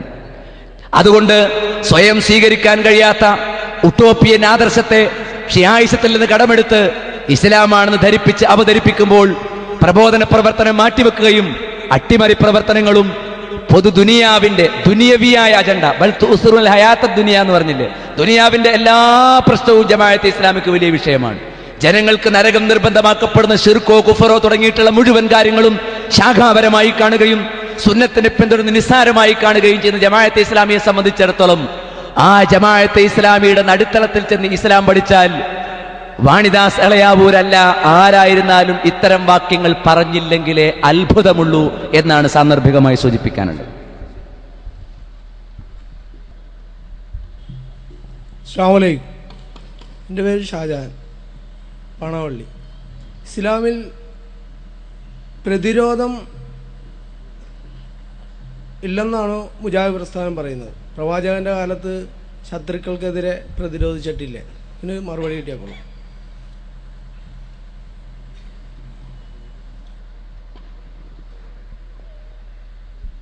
അസ്സലാമു അലൈക്കും വറഹ്മത്തുള്ളാഹി വബറകാത്ത്. ബഹുമാന്യ സഹോദരൻ്റെ ഒരു ചോദ്യം, പ്രതിരോധം ഇല്ലെന്നാണോ അഥവാ ഇസ്ലാമിൽ പ്രതിരോധമില്ലെന്നാണോ മുജാഹിദുകൾ പറയുന്നത് എന്നാണ്. വ്യാപകമായി ഒരു തെറ്റിദ്ധാരണയുടെ ഭാഗമായി വന്നിട്ടുള്ളതാണ് ആ ചോദ്യം. ഇന്നലെ ആലുവയിലെ മസ്ജിദിൽ ഖുതുബ നടത്തി ഇറങ്ങുമ്പോൾ ഒരു ചെറിയ പയ്യൻ എന്നോട് ചോദിച്ചു, വ്യാപകമായി മുസ്ലിങ്ങൾ വേട്ടയാടപ്പെടുമ്പോൾ തിരിച്ചടിക്കുന്നത് കൊണ്ടും ബോംബിടുന്നത് കൊണ്ടും കൊല്ലുന്നത് കൊണ്ടും എന്താണ് തെറ്റ്? അതല്ലേ ശരിയായ വശം? ഇസ്ലാമിനെ സംബന്ധിച്ചിടത്തോളം വൈകാരികതകൾക്കപ്പുറത്ത് വിചാരപരമായ ഒരു തലമുണ്ട് ഇസ്ലാമിന്. ഒരു മുസ്ലിം ഏതൊരു പ്രവൃത്തി ചെയ്യുമ്പോഴും മറ്റൊരു സംഘടന ചെയ്തു അതുകൊണ്ട് നമുക്ക് ചെയ്യാം എന്നതല്ല ഇസ്ലാമിൻ്റെ മാനദണ്ഡം. ഭാസ്കരൻ കള്ളു കുടിക്കുന്നു, മുഹമ്മദിന് കള്ളു കുടിക്കാം എന്നാരും പറയാറില്ല. ഭാസ്കരൻ സ്ത്രീധനം വാങ്ങുന്നു, അതുകൊണ്ട് ബഷീറിന് സ്ത്രീധനം വാങ്ങാം എന്ന് ഇസ്ലാമിലില്ല. ഇസ്ലാമിൻ്റെ ഒരു പ്രത്യേകത ആര് എന്ത് ചെയ്യുന്നു എന്നതല്ല നമ്മുടെ തെളിവ്. നമ്മൾ എന്ത് ചെയ്യുന്നു അത് പ്രമാണവുമായി എത്ര പൊരുത്തപ്പെടുന്നു എന്നതാണ് നമ്മുടെ വിഷയം. ഇപ്പൊ നിങ്ങൾക്കറിയാലോ, ഫിറഔൻ ലോകത്തിലെ ഏറ്റവും വലിയ ഏക ഛത്രാധിപതിയായിരുന്നു. ഫഖാല അന റബ്ബുക്കുമുൽ അഅല, ഞാനാണ് പരമോന്നതനായ റബ്ബ് എന്ന് പറഞ്ഞ ആളാണ്. അദ്ദേഹത്തെ പറ്റി വിശുദ്ധ ഖുർആൻ സൂചിപ്പിക്കുന്ന ഒരു വാചകം, വഇദ് നജൈനാകും മിൻ ആലി ഫിർഔന യസൂമുനകും സൂഅൽ അദാബ് യുദബ്ബിഹുന അബ്നാഅകും വയസ്തഹ്യൂന നിസാഅകും വഫി ദാലികും ബലാഉം മിർ റബ്ബികും അളീം വഇദ് ഫറഖ്നാ ബികുമുൽ ബഹറ ഫഅൻജൈനാകും വഅറഖ്നാ ആല ഫിർഔൻ വഅൻതും തൻദുറൂൻ. സൂറത്ത് ബഖറ 49-50 വചനങ്ങളാണ്. ഫിറഔന് പുരുഷന്മാരെയൊക്കെ നേരെ ഓപ്പോസിറ്റായിട്ട് അറുകൊല ചെയ്തു. കിരാതമായ പ്രവർത്തനങ്ങൾ അവിടെ അദ്ദേഹം ചെയ്തു. സ്ത്രീകളെ ജീവിക്കാൻ അനുവദിച്ചു. അത് ചരിത്രത്തിൽ നമ്മൾ മൂസാ നബിയുടെ അനുയായികളിൽ അദ്ദേഹത്തെ ഫിറൗനിന്റെ ആളുകൾ ചെയ്ത അക്രമത്തെക്കുറിച്ച് ഖുർആൻ പറയുന്നതാണ്. അറുകൊല ചെയ്തു. ഖുതുല അസ്ഹാബുൽ ഖുദൂദ് അന്നാരി ദാത്തിൽ വഖൂദ് ഇദ്ഹും അലൈഹാ ഖുഊദ് വഹും അലാ മാ യഫ്അലൂന ബിൽ മുഅ്മിനീന ശുഹൂദ് വമാ നഖമൂ മിൻഹും ഇല്ലാ അൻ യുഅ്മിനൂ ബില്ലാഹിൽ അസീസിൽ ഹമീദ്. സൂറത്ത് ബലദിൽ 4 മുതൽ 10 വരെയുള്ള വചനങ്ങളിൽ അല്ലാഹു സുബ്ഹാനഹു വ തആല പറയാം, വലിയ തീക്കുണ്ടാരം ഉണ്ടാക്കി അതിൽ മുസ്ലിങ്ങളെ കൊണ്ടുപോയി നിക്ഷേപിച്ചു, തീയിട്ട് ചുട്ടു ചാമ്പലാക്കി. എന്തിന്റെ പേരിൽ? പ്രതാപവാനായ അല്ലാഹുവിൽ അവർ വിശ്വസിച്ചു എന്നതിന്റെ പേരിൽ. പക്ഷെ ഇവരെന്താ ചെയ്തത്? നബി സല്ലല്ലാഹു അലൈഹി വസല്ലം കഅബത്തിന്റെ സമീപത്ത് ഒരു ചെറിയ കറുത്ത പുതപ്പും പുതച്ച് കൈ തലയാണയായി കിടന്നപ്പോ ഖബ്ബാബ് റളിയല്ലാഹു അൻഹു വന്നിട്ട് ചോദിച്ചു, അലാ തദ്ഖൂലനാ യാ റസൂലല്ലാഹ്, അല്ലാഹുവിന്റെ റസൂലേ, അങ്ങ് കാണുന്നില്ലേ ഇത്? ശരീരം മുഴുവനും പൊട്ടിയൊലിച്ചത് കാണുന്നില്ലേ? ഇരുമ്പിന്റെ ചീർപ്പ് കൊണ്ട് മാംസം പിഴുത് കാണുന്നില്ലേ? പട്ടാപ്പകല് പടച്ചട്ട അണിയിച്ച് ചുട്ടുപൊള്ളുന്ന സൂര്യന്റെ കിരണത്തിന്റെ മുമ്പിൽ കൊണ്ടുപോയി മലർത്തിക്കിടത്തി പുറത്തുനിന്ന് ചോരവും നലയും ചലവും നീരുമൊലിക്കുന്നത് അങ്ങ് കാണുന്നില്ലേ പ്രവാചക? അതുകൊണ്ട് ഞങ്ങൾക്ക് വേണ്ടി പ്രാർത്ഥിക്കുന്നില്ലേ? ആയുധമേന്തുന്നില്ലേ എന്നല്ല, കലാപമേന്തുന്നില്ലേ എന്നല്ല, തിരിച്ചടിക്കുന്നില്ലേ എന്നല്ല, പ്രാർത്ഥന ഒരു വലിയ ആയുധമായി കണ്ടിരുന്നു ഇസ്ലാം. മുസ്ലിങ്ങൾക്കിന്ന് പ്രാർത്ഥന ആയുധമല്ല. അള്ളാഹുവിനോട് പ്രാർത്ഥിക്കുന്നത് പാപമായും ഇബ്ലീസിന്റെ സിദ്ധാന്തമായും കാണുന്ന ഒരു ജനതയാണ് ഇന്ന് നമ്മുടെ ജനത. പ്രവാചക തിരുമേനിയോട് അവർ ചോദിക്കുന്നത്, പ്രാർത്ഥിക്കുന്നില്ലേ? അള്ളാഹുവിനോട് പ്രാർത്ഥിക്കുന്നില്ലേ? അമ്പിയാക്കളോട് പ്രാർത്ഥിക്കുന്നില്ലേ? ഔലിയാക്കളോട് പ്രാർത്ഥിക്കുന്നില്ലേ? ഖബറാളികളോട് പ്രാർത്ഥിക്കുന്നില്ലേ എന്നല്ല, അള്ളാഹുവിനോട് പ്രാർത്ഥിക്കുന്നില്ലേ? പ്രാർത്ഥിക്കുന്നു എന്നും പ്രാർത്ഥിക്കുന്നില്ല എന്നും നബി സല്ലല്ലാഹു അലൈഹി വസല്ലം പറഞ്ഞില്ല. നബി സല്ലല്ലാഹു അലൈഹി വസല്ലം പറഞ്ഞു, നിങ്ങൾക്കറിയുമോ, നിങ്ങൾ ധൃതി കാണിക്കുകയാണ്. നിങ്ങളുടെ പൂർവികന്മാർ തലയിലൂടെ ഈർച്ചവാള് വെച്ച് ഈർന്നവരെ രണ്ടാക്കി. സക്കരിയ നബി അലൈഹിസ്സലാം അതിന് ഉദാഹരണമാണ്. യഹിയാ നബി റോട്ടിലിറങ്ങി തൗഹീദ് പറഞ്ഞു ബൈബിൾ പറയും, ഗളച്ഛേദം ചെയ്തു കളഞ്ഞു ആ ജനത. സൂറത്ത് ബഖറയിൽ 60-61 വചനങ്ങൾ നിങ്ങൾ പരിശോധിച്ചാൽ കാണാം, അമ്പിയാക്കളെ അന്യായമായവർ കൊന്നു. ഞാൻ ചോദിക്കട്ടെ, നമ്മുടെ ഏതെങ്കിലും ഒരു പ്രസ്ഥാനത്തിന്റെ നേതാവിന്റെ മുഖത്തു തുപ്പി എന്ന് പറഞ്ഞാൽ ആയുധമേന്തി പോരാടുന്നവരാണ് നമ്മൾ. അനവധി പ്രവാചകന്മാർ അനുയായികൾ നോക്കി നിൽക്കെ കൊന്നൊടുക്കി എന്ന് അള്ളാഹു ഖുർആനിലൂടെ പറയും. എന്തായിരുന്നു അവരുടെ സമീപനം? മുസ്ലിമിന്റെ ഏറ്റവും വലിയ ആയുധം, സ്വർഗം നേടാനുള്ള ആയുധം ക്ഷമയാണ്. സലാമുൻ അലൈക്കും ബിമാ സബർതും, നിങ്ങൾ ക്ഷമിച്ചത് കാരണത്താൽ നിങ്ങൾക്ക് സ്വർഗം. ഇന്നമാ യുവഫ്ഫ സാബിറൂന അജ്റഹും ബിഗൈരി ഹിസാബ്, ക്ഷമിക്കുകയാണെങ്കിൽ കണക്കില്ലാതെ നിങ്ങൾക്ക് പ്രതിഫലം നൽകുമെന്ന് പറയുമ്പോ സ്ബിറു വസാബിറു വറാബിതു, നിങ്ങൾ ക്ഷമിക്കൂ, ക്ഷമയിൽ മുൻകടക്കൂ, നിങ്ങൾ മുൻകരുതലുകൾ എടുക്കൂ എന്ന് ഇസ്ലാം പഠിപ്പിക്കുമ്പോ ആ ക്ഷമയുടെ മഹത്തായ ഒരു അധ്യായമുണ്ട് മുസ്ലിമിനെ സംബന്ധിച്ചിടത്തോളം. എല്ലാം ക്ഷമിക്കുകയാണോ? എല്ലാറ്റിനെയും സഹിക്കുകയാണോ? പ്രതിഷേധിക്കേണ്ടതില്ലേ? തീർച്ചയായും ഉണ്ട്. എങ്ങനെ, എപ്പോൾ, ഏത് വിധേനെ, ഏത് മാനദണ്ഡമനുസരിച്ച്, ഏത് തത്വമനുസരിച്ച്? ഇന്ത്യ എന്ന് പറയുന്ന ഇന്ത്യയുടെ കൺസെപ്റ്റിൽ നിന്നുകൊണ്ട് ചിന്തിക്കുമ്പോ, ഇന്ത്യ എന്ന മഹാരാജ്യത്ത് നിന്ന് നമ്മൾ ആലോചിക്കുമ്പോ, India is A secular state. India ഒരു മതേതര കാഴ്ചപ്പാടുള്ള രാജ്യമാണ്. കൾച്ചറൽ പ്ലൂറാലിറ്റിയുടെ, കൾച്ചറൽ ടോളറൻസിന്റെ നാട്. നമ്മുടെ ഭരണഘടനയുടെ 29ാമത്തെ ഖണ്ഡിക, നമ്മുടെ ഭരണഘടനയുടെ 30ാമത്തെ ഖണ്ഡിക, നമ്മുടെ ഭരണഘടനയുടെ 26ാമത്തെ ഖണ്ഡിക, ഇഷ്ടമുള്ള മതം വിശ്വസിക്കുവാൻ, ആ വിശ്വാസമനുസരിച്ച് കർമ്മങ്ങളും ആചാരങ്ങളും രൂപപ്പെടുത്തുവാൻ, അത് പ്രീച്ചിങ് ചെയ്യുവാനുള്ള സ്വാതന്ത്ര്യം ഈ ഭരണഘടന നൽകിയോ?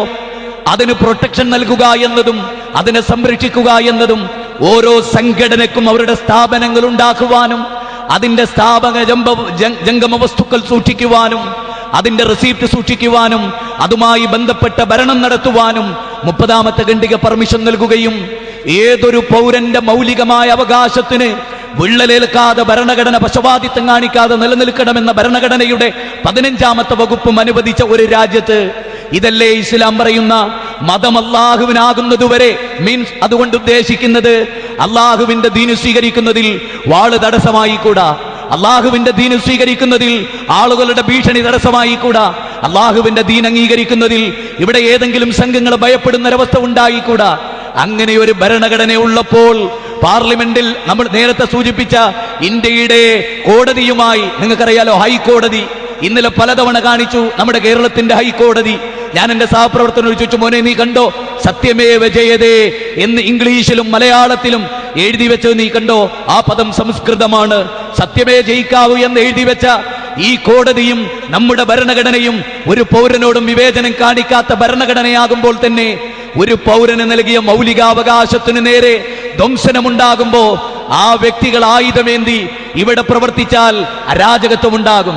ഞാൻ വളരെ ലളിതമായ ഒരു ഉദാഹരണം പറയാം. ഒരു പോലീസുകാരൻ യൂണിഫോമിൽ AK-47 ഒരു ട്രെയിനിൽ കയറുമ്പോ ആരും അദ്ദേഹത്തെ കണ്ട് ഭയപ്പെടുന്നില്ല. മറിച്ച് നീളമുള്ള ഈ താടിയും ഈ വെള്ള ജുബ്ബയും വെള്ള മുണ്ടുമെടുത്ത് ഒരു മതത്തിന്റെ വക്താവെന്ന നിലയിൽ AK-47 ഞാൻ ഇറങ്ങിയാൽ എന്നെ ഉൾഫ തീവ്രവാദി എന്നോ കാശ്മീർ ഭീകരവാദി എന്നോ പാകിസ്ഥാൻ വന്ന ഭീകരവാദി എന്ന നിലക്ക് ആളുകൾ കാണുകയും പോലീസുകാരനെ വെടിവെച്ചു കൊല്ലുകയും ഒരു പക്ഷേ ചെയ്യും. എന്തുകൊണ്ട്? നിയമം നടത്തേണ്ടവർ നിയമം നടത്തണം, കോടതിയുമായി ബന്ധപ്പെടേണ്ടത് കോടതിയുമായി ബന്ധപ്പെടണം. എന്റെ മൗലികാവകാശം ചോദ്യം ചെയ്താൽ ഞാൻ ഒരു ഉദാഹരണം പറയാം, വളരെ ലളിതമായി ഇത് പഠിക്കേണ്ടത് കൊണ്ടാണ്. തിരുവനന്തപുരത്ത് ഭീമാപള്ളിയിൽ കഴിഞ്ഞ ഒരാഴ്ച മുമ്പ് ഒരു പ്രഖ്യാപനമുണ്ടായി.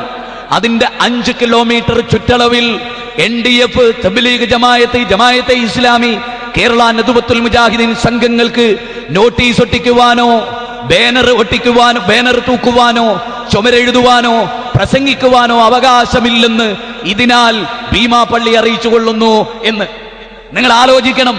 നമ്മൾ കോടിയേരി ബാലകൃഷ്ണനെ കണ്ടു.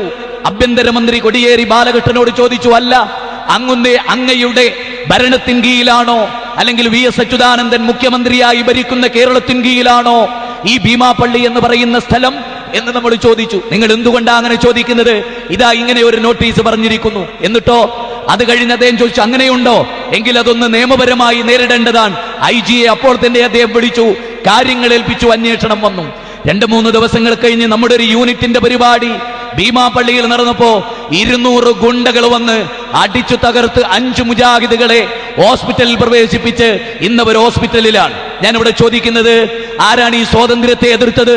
മുസ്ലിങ്ങളാണ്. NDF-കാരന് പ്രതിരോധിക്കണമെന്ന് പറയുന്ന സിമിക്കാരന് പ്രതിരോധിക്കണമെന്ന് പറയുന്ന തീവ്രവ ചിന്തയുള്ള മുസ്ലിമിന് ഞാൻ ചോദിക്കട്ടെ, ഇന്ത്യ നൽകിയ ഭരണഘടന നൽകിയ ഓരോ പൗരനും നൽകിയ മൗലിക അവകാശത്തിനു നേരെ മുസ്ലിം ശബ്ദിക്കുമ്പോ പറ, ആരോടാണ് പ്രതിഷേധം, ആരോടാണ് പ്രതിരോധം?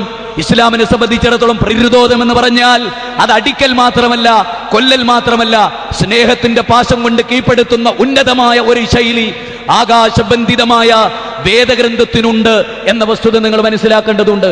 ഭാര്യമാരുമായി പിണങ്ങിയാൽ ഇസ്ലാം ആദ്യം പറഞ്ഞത് മോന്തക്കുറ്റിക്ക് കൊടുക്കാനല്ല, ഭാര്യയോട് വയല് പറയാൻ, അവളെ ഉപദേശിക്കാൻ. അതൊരു പ്രതിരോധമാണ്. എന്നിട്ടും അവളെ മാറുന്നില്ലെങ്കിൽ കിടപ്പറ മാറിക്കിടക്കാൻ, അതതിന്റെ 2ാമത്തെ വശമാണ്.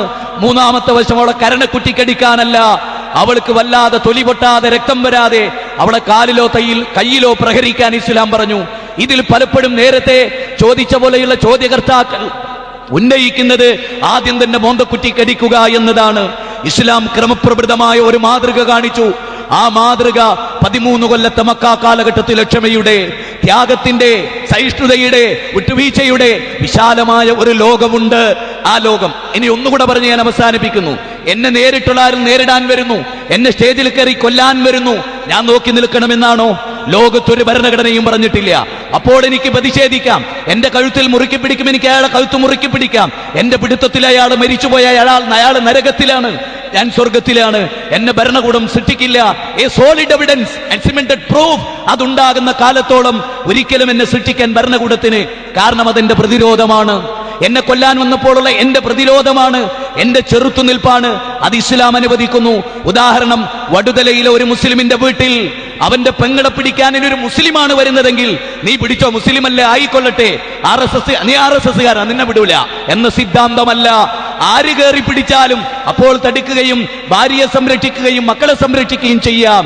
പക്ഷെ നമ്മളില്ലാത്ത ഒരു സന്ദർഭത്തിൽ ആരോ അവിടെ കലാപമുണ്ടാക്കിപ്പോയാൽ അത് ഇന്ന ആളാണെന്ന് പറഞ്ഞ് അതുപോലെ ആയുധമേന്തി അടിക്കാൻ ഈ ഭരണഘടന അനുവദിച്ചിട്ടില്ല, ഈ രാജ്യം അനുവദിച്ചിട്ടില്ല, ലോകത്തൊരു സിദ്ധാന്തവും അനുവദിച്ചിട്ടില്ല, ഇസ്ലാം തീരെ അനുവദിച്ചിട്ടില്ല. അതുകൊണ്ട് വസ്തുതയായി മനസ്സിലാക്കിയാൽ പരലോകം സുന്ദരമായിരിക്കും, അല്ലെങ്കിൽ ഇഹലോകം ഐശ്വര്യങ്ങളുടേതായിരിക്കും, ആഹാരം കട്ടപ്പുകയായിരിക്കും. പ്രതിരോധത്തിൻ്റെ അർത്ഥതലങ്ങളെ സംബന്ധിച്ച് കൃത്യമായി മുജാഹിദ് ബാലുശ്ശേരി വിശദീകരിക്കുകയുണ്ടായി. അടുത്ത ചോദ്യം. അസ്സലാമു അലൈക്കും. കേരളത്തിലെ തരീഖത്ത് പ്രസ്ഥാനങ്ങളാണ് ഭീകരവാദികളെ വാർത്തെടുക്കുന്നതെന്ന് പത്രവാർത്തകളിലൂടെയൊക്കെ പ്രചരിച്ചിരുന്നു. അതിനെക്കുറിച്ച് മുജാഹിദ് പ്രസ്ഥാനത്തിന്റെ അഭിപ്രായമെന്ന്. തരീഖത്ത് പ്രസ്ഥാനത്തെക്കുറിച്ച് പറയുന്നതിന് മുമ്പ് ഇസ്ലാമിൻ്റെ പേരിൽ ഈ ലോകത്തുയർന്നു വന്നിട്ടുള്ളതും മുസ്ലിങ്ങളല്ലാത്തവർ പോലും ഇസ്ലാമിനെ പ്രതിനിധീകരിക്കാൻ വേണ്ടി പലപ്പോഴും തെരഞ്ഞെടുക്കുന്ന ഒരു കേന്ദ്രത്തിൽ നിന്ന് ഉയർന്നു വന്നിട്ടുള്ളതുമായ ഒരു സാങ്കേതിക പദം പരിചയപ്പെടുത്തുകയാണ്. അത് ഖിലാഫത്താണ്. അള്ളാഹുവിൻ്റെ ഖിലാഫത്ത് സ്ഥാപിക്കുക, ഖിലാഫത്ത് പുനഃസ്ഥാപിക്കുക എന്നിങ്ങനെയുള്ള പ്രയോഗങ്ങൾ പലയിടത്തും നമ്മൾ കേൾക്കാറുണ്ട്. സിമിക്കാരുടെ പോസ്റ്റർ അവരുണ്ടായിരുന്ന കാലത്ത് ഇപ്പം നിരോധിക്കപ്പെട്ടു. ആ കാലത്ത് ഇടക്കിടക്ക് ഇങ്ങനെ കാണാം, ഖിലാഫത്ത് പുനഃസ്ഥാപിക്കുക. എന്താ ഈ ഖിലാഫത്ത്? എവിടുന്നാണ് ഇത് കിട്ടിയത്? അതേപോലെ ഇസ്ലാമിക വൃത്തത്തിന് പുറത്തുള്ള ഇസ്ലാമിന്റെ പേര് പറയാൻ ശ്രമിക്കുന്ന ലോകത്തെവിടെയും മുസ്ലിങ്ങളായി അംഗീകരിച്ചിട്ടില്ലാത്ത കാഫറുകളായ ഖാദിയാനികൾ അവരിടക്കിടക്ക് അവരുടെ നേതാക്കന്മാരെ പരിചയപ്പെടുത്തുന്നത് കാണാം, ഖലീഫ. ഇപ്പൊ അടുത്ത കാലത്ത് ഒരു ഖലീഫ പുറത്തു വന്നു. ആരുടെ ഖലീഫ? മിർസ ഖാദിയാനിയുടെ ഖലീഫ. പറഞ്ഞു പറഞ്ഞ് അള്ളാഹുവിന്റെ ഖലീഫ. സത്യത്തിൽ ഇവരൊക്കെ ഷെയ്ത്താന്മാരുടെ ഖലീഫയാണ് എന്നതാണ് വസ്തുത. ഇനി അങ്ങോട്ട് ഷിയാക്കളുടെ അരികിലേക്ക് ചെന്നാൽ നിങ്ങൾക്ക് കാണാം, അവരെ സംബന്ധിച്ചിടത്തോളം അവർ പറയും എന്ത്? അള്ളാഹുവിന്റെ ഖലീഫ മാത്രമേ ലോകം ഭരിക്കാൻ പാടുള്ളൂ. അത് ആത്മീയ ലോകത്തിന് അള്ളാഹു നിയന്ത്രിക്കും. അതങ്ങനെ ഓരോ കാലഘട്ടത്തിലും ഓരോരുത്തർ അള്ളാഹു തെരഞ്ഞെടുത്തു. മുഹമ്മദ് നബി സ്വല്ലല്ലാഹു ശേഷം അള്ളാഹിന്റെ ഖലീഫ അത് അലി ഇബ്നു അബീ താലിബാണ്. ചിലർ മുഹമ്മദ് നബിയെ തന്നെ ഒഴിവാക്കി നേരിട്ട് അലി റളിയല്ലാഹുവിനാണെന്ന് പറഞ്ഞു. അങ്ങനെയുള്ള ഒരു ഖിലാഫത്ത് എന്ന സങ്കല്പം. ഞാൻ അടുത്ത കാലത്ത് ജമാഅത്തെ ഇസ്ലാമിയുടെ ഒരു കത്ത്, ഒരു യോഗത്തിലേക്ക് ക്ഷണിച്ചുകൊണ്ടുള്ള ഒരു കത്ത് വായിച്ചു. ഷൂറ മെമ്പർ, ഇപ്പോ നല്ല ബിസിനസ്, പത്ര ബിസിനസ്സുമായി നടക്കുന്ന VK ഹംസ സാഹിബ്. ജമാഅത്തുകാർ മൊത്തം ഇപ്പോൾ ബിസിനസ്സാണ് പല തരത്തിൽ. അതിൽ പത്രമുണ്ട്, കച്ചവടമുണ്ട്, തുണിക്കച്ചവടമുണ്ട്, മറ്റുള്ള ഏർപ്പാടുണ്ട്, റിയൽ എസ്റ്റേറ്റ് ഉണ്ട്, എല്ലാം ഉണ്ട്. ഇപ്പൊ ദീന് പരിപാടി, അതിൻ്റെ ഇടയ്ക്ക് കുറച്ച് രാഷ്ട്രീയ പാർട്ടി ഉണ്ടാക്കൽ, അങ്ങനെ ചില്ലറ പരിപാടികൾ. ഇതാണിപ്പോൾ മൊത്തത്തിൽ ഇന്ത്യൻ ജമാഅത്തെ ഇസ്ലാമി എന്ന് പറഞ്ഞ് നമ്മൾ കണ്ടുകൊണ്ടിരിക്കുന്ന ഒരു കാഴ്ച. അതിങ്ങനെ രൂപപ്പെടുത്തിയെടുക്കുന്നതിനിടയ്ക്ക് പലരും ഒരു രാഷ്ട്രീയ പാർട്ടിയിടയ്ക്ക് വരുന്നതിന് മുമ്പ് മറ്റുള്ളവരുടെ സപ്പോർട്ട് കുറച്ചൊക്കെ വാങ്ങണമല്ലോ. അതിനുവേണ്ടി ചില പരിപാടിയൊക്കെ നടത്തുന്നതിനിടയ്ക്കുള്ളതാണ് ഈ ഐക്യ സമ്മേളനങ്ങളൊക്കെ സംഘടിപ്പിക്കാറുണ്ട്. ഞാൻ കുറച്ചു കാലം ബഹ്റൈനിൽ ജോലി ചെയ്തിരുന്നു. അവിടെ ജോലി ചെയ്തിരുന്ന സമയത്ത് മുജാഹിദ് പ്രസ്ഥാനത്തിന്റെ സെന്ററിൽ, ഇസ്ലാഹി സെന്ററിൽ ഒരു കത്ത് വന്നു VK ഹംസയുടെ പേരിൽ. എന്താണ്? ഒരു പെരുന്നാളിനോടനുബന്ധിച്ച് ഒരു ഐക്യ സമ്മേളനം നടക്കുന്നുണ്ട്, അപ്പൊ അതിൽ നിങ്ങൾ പങ്കെടുക്കണം. അതിൽ ഒന്നാമത്തെ വരി, മനുഷ്യൻ ഭൂമിയിൽ അള്ളാഹുവിന്റെ ഖലീഫയാണല്ലോ.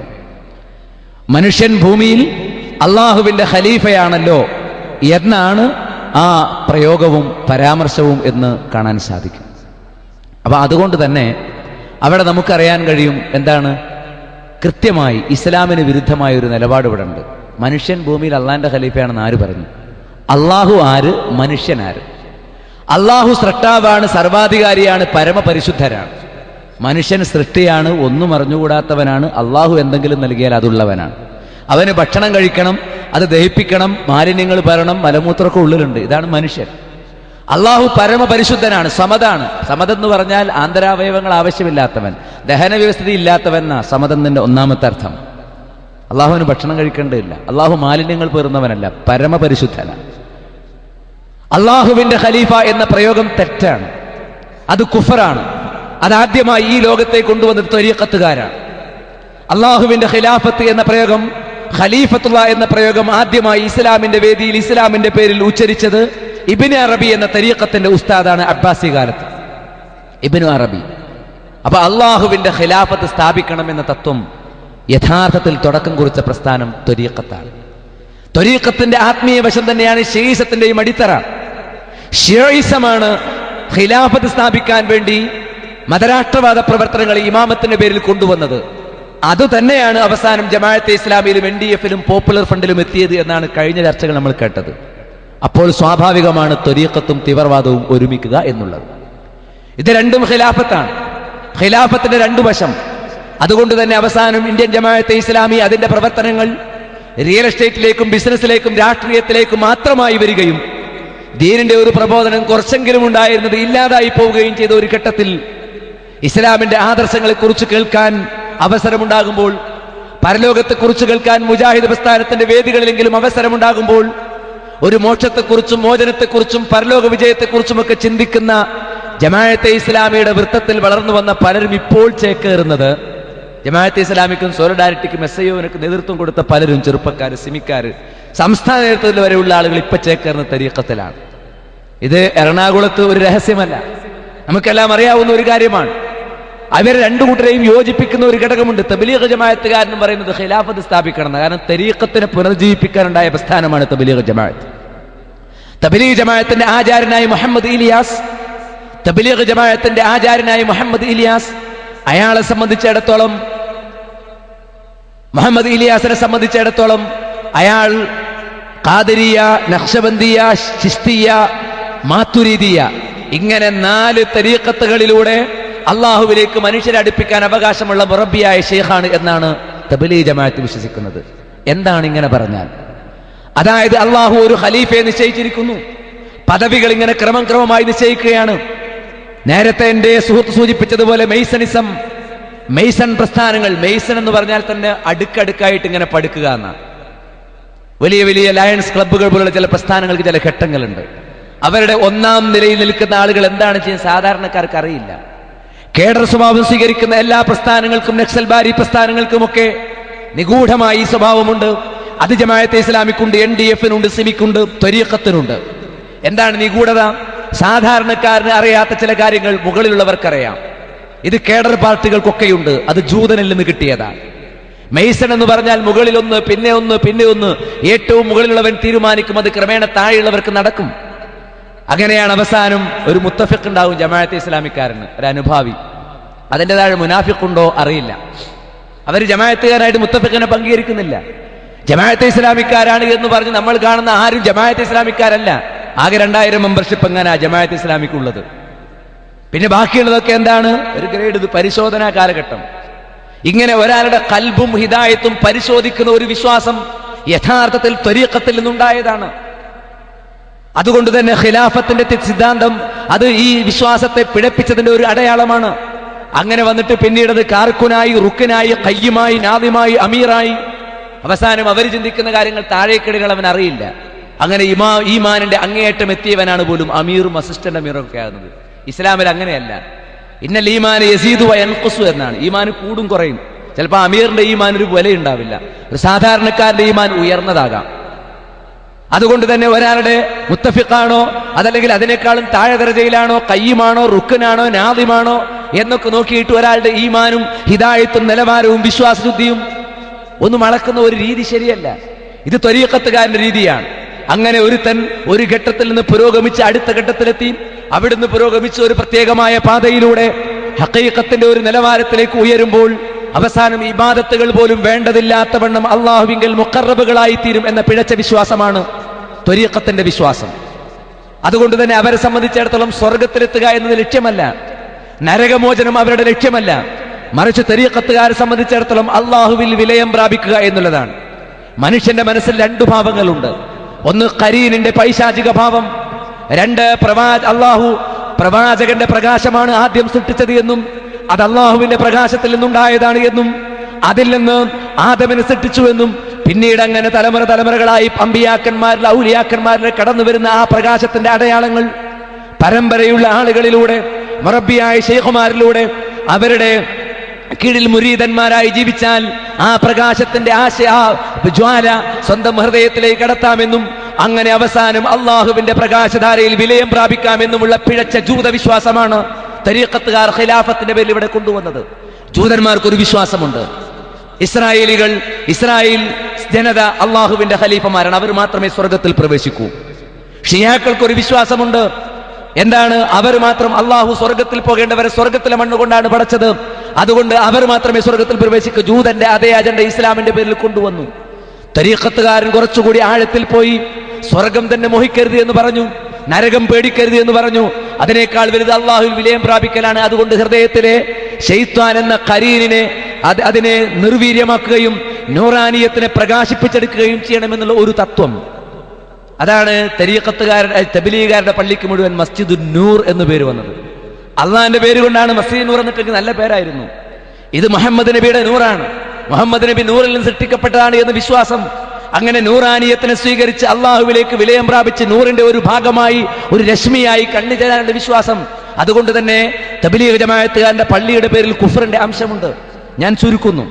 പറഞ്ഞു വന്നത്, ഇബ്നു അറബി എന്നയാൾ ആദ്യമായി തന്നെ കുറിച്ച് അന ഖലീഫത്തുള്ള എന്ന് പറഞ്ഞു. ഖുർആനിൽ എവിടെയും ഖലീഫത്തുള്ള എന്ന സിദ്ധാന്തമില്ല. ഞാൻ നേരത്തെ സൂചിപ്പിച്ച വി കെ ഹംസ സാഹിബിന്റെ കത്ത് കണ്ട യോഗത്തിൽ പങ്കെടുത്തു. ഒരുപാട് ഐക്യത്തെക്കുറിച്ചൊക്കെ പറഞ്ഞ നല്ല കാര്യം. മുജാഹിദ് പ്രസ്ഥാനത്തിന് ഐക്യപ്പെടണമെന്ന് പറഞ്ഞു കൊടുക്കേണ്ട കാര്യമില്ല. ഐക്യസംഘം എന്ന പേരിലാണ് അത് അതിന്റെ പ്രവർത്തനങ്ങൾ ആരംഭിച്ചത്. യോജിക്കാവുന്ന മേഖലയിൽ എല്ലാവരുമായി യോജിക്കുക എന്നത് മുജാഹിദ് പ്രസ്ഥാനം ഇന്നോളം സ്വീകരിച്ച സമീപനമാണ്. നിങ്ങൾ രാഷ്ട്രീയത്തോട് യോജിക്കുന്നത് ശരിയല്ല, നിങ്ങൾ ഇന്നതിനോട് യോജിക്കുന്നത് ശരിയല്ല എന്ന് പറഞ്ഞ് മുജാഹിദ് പ്രസ്ഥാനത്തിന്റെ തൗഹീദ് വെട്ടിമുറിച്ചതാണ് എന്നും അവർ കുഫറിലാണ് എന്നും ഷിർക്കിലാണ് എന്നും ആരോപിച്ച് മുജാഹിദ് പ്രസ്ഥാനത്തിൽ നിന്ന് പുറത്തുപോയി ജമാഅത്തെ ഇസ്ലാമിക്കാരാണ് മറ്റൊരു പ്രസ്ഥാനം ഉണ്ടാക്കിയത്. അതുകൊണ്ട് മുജാഹിദ് പ്രസ്ഥാനത്തിന് ഐക്യം പഠിപ്പിച്ചു കൊടുക്കേണ്ടതില്ല. ഇനി നിങ്ങൾ നോക്കൂ, അങ്ങനെ അതൊക്കെ ചർച്ച കഴിഞ്ഞതിന് ശേഷം നമ്മുടെ അവസരം വന്നപ്പോൾ നമ്മളൊരു ചോദ്യം ചോദിച്ചു. ഇവിടെ ഖുർആനിന് വിരുദ്ധമായ ഒരു കുഫറിന്റെ വാചകം ഈ കത്തിലുണ്ട്. എന്താണ്? മനുഷ്യൻ ഭൂമിയിൽ അള്ളാഹുവിന്റെ ഖലീഫയാണ് എന്ന വിഷയം. അത് ശരിയല്ലല്ലോ ഹംസ സാഹിബ്. അപ്പൊ അധ്യക്ഷനായിരുന്ന ഹംസ സാഹിബ് എഴുന്നേറ്റ് നിന്നു. അദ്ദേഹം പറഞ്ഞു, അത് അള്ളാഹുവിന്റെ ഖലീഫയാണെന്ന വിവരം ഖുർആനിലുണ്ടല്ലോ. ഞാൻ പറഞ്ഞു, ഖുർആനിൽ എവിടെയാണുള്ളതെന്ന് അറിഞ്ഞാൽ തർക്കമില്ല. സൂറത്തുൽ ബഖറയിലെ വൈദ് ഖാല റബ്ബുക ഇന്നി ജായിലുൻ ഫിൽ അർദി ഖലീഫ എന്ന ആയത്താണ് നിങ്ങൾ ഉദ്ദേശിക്കുന്നതെങ്കിൽ അവിടെ അള്ളാഹുവിന്റെ ഖലീഫ എന്നില്ല. ഭൂമിയിൽ ഒരു ഖലീഫയെ നിശ്ചയിക്കുന്നു എന്ന് മാത്രമേ ഉള്ളൂ. അള്ളാഹുവിന്റെ ഖലീഫ എന്ന പ്രയോഗമില്ല. അപ്പൊ അദ്ദേഹം പറഞ്ഞു, അവിടെ വൈദ് ഖാല റബ്ബുക ലിൽ മലായികത്തി ഇന്നി ജായിലുൻ ഫിൽ അർദി ഖലീഫ, മലക്കുകളോട് മലക്കുകളോട് അള്ളാഹു പറയുന്നു അവൻ ഒരു ഖലീഫയെ സൃഷ്ടിക്കുന്നു എന്ന്. അവിടെ അള്ളാഹുവിന്റെ ഖലീഫ എന്ന് പറഞ്ഞില്ലെങ്കിലും അള്ളാഹുവിന്റെ ഖലീഫ എന്നാണ് ഉദ്ദേശിച്ചത് എന്ന് മലക്കുകൾക്ക് മനസ്സിലായിട്ടുണ്ട് എന്ന് അദ്ദേഹം പറഞ്ഞു. രേഖയുള്ള വിഷയമാണ്, തെളിവുള്ള കാര്യമാണ്. അള്ളാഹുവിന്റെ മലക്കുകൾക്ക് അത് മനസ്സിലായിട്ടുണ്ടെന്ന് പറഞ്ഞു. അപ്പോൾ ഞങ്ങൾ ചോദിച്ചു, അല്ല ഹംസ സാഹിബ്, അള്ളാഹുവിന്റെ മലക്കുകൾക്ക് മനസ്സിലായി എന്ന് പറഞ്ഞ ആയത്തിന്റെ അടുത്ത ഭാഗം നമ്മൾ എങ്ങനെ ഓതും? എന്താ? ഖാലു, മലക്കുകൾ പറഞ്ഞു, അത്തജഅലു ഫിഹാ മൻ യുഫ്സിദു ഫിഹാ വയസ്ഫികു ദിമാ, കുഴപ്പമുണ്ടാക്കുകയും രക്തം ചിന്തുകയും ചെയ്യുന്ന ആളുകളെയാണോ നിങ്ങൾ ഉണ്ടാക്കുന്നത്? ഖലീഫ എന്ന് പറഞ്ഞപ്പോൾ മലക്കുകൾക്ക് മനസ്സിലായി രക്തം ചിന്തയും കുഴപ്പമുണ്ടാക്കുകയും ചെയ്യുന്ന ആൾക്കാരാണ്. അപ്പൊ അള്ളാഹ് രക്തം ചിന്തുകയും കുഴപ്പമുണ്ടാക്കുകയും ചെയ്യുന്ന ആളാണോ? അപ്പൊ അദ്ദേഹം പറഞ്ഞു, നമ്മളിപ്പോ വാദപ്രതിവാദത്തിന് വന്നല്ല, വേണമെങ്കിൽ ഖിലാഫത്തിനെ കുറിച്ച് നമുക്ക് വേറെ ഒരു ചർച്ചയാകാം. ഇപ്പോൾ നമുക്ക് പൊതുവായി യോജിച്ച് പ്രവർത്തിക്കാവുന്ന, ഞങ്ങൾ വാദപ്രതിവാദത്തിനും തയ്യാറല്ല, പക്ഷെ ഈ ഒരു അപകടം ഗൗരവം നിങ്ങളെ ബോധ്യപ്പെടുത്താൻ വേണ്ടി എടുത്തുന്നയിച്ചു എന്നുള്ള അങ്ങനെ ആ ചർച്ച മറ്റു വഴിക്ക് പിരിഞ്ഞു. നിങ്ങൾ നോക്കൂ, ജമാഅത്തെ ഇസ്ലാമി ഇപ്പോഴും അവരുടെ ലേഖനങ്ങൾ എഴുതിക്കൊണ്ടിരിക്കുന്നത് ഖിലാഫത്ത് പുനഃസ്ഥാപിക്കണമെന്നാണ്. അള്ളാഹുവിന്റെ ഖലീഫ എന്ന പ്രയോഗമാണ് ഇപ്പോഴും അവർ നടത്തിക്കൊണ്ടിരിക്കുന്നത്.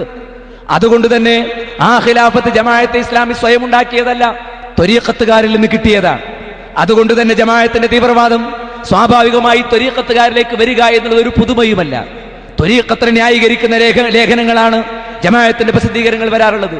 ഇന്ന് ലോകത്ത് നിന്ന് കേരളക്കരയിൽ നാം കാണുന്ന സമസ്ത പ്രസ്ഥാനങ്ങൾ അശ്അരി തരീഖത്താണ് അഖീദയായി അവർ സ്വീകരിച്ചത്. അദ്വൈതമാണ് അതിന്റെ ആധാരം.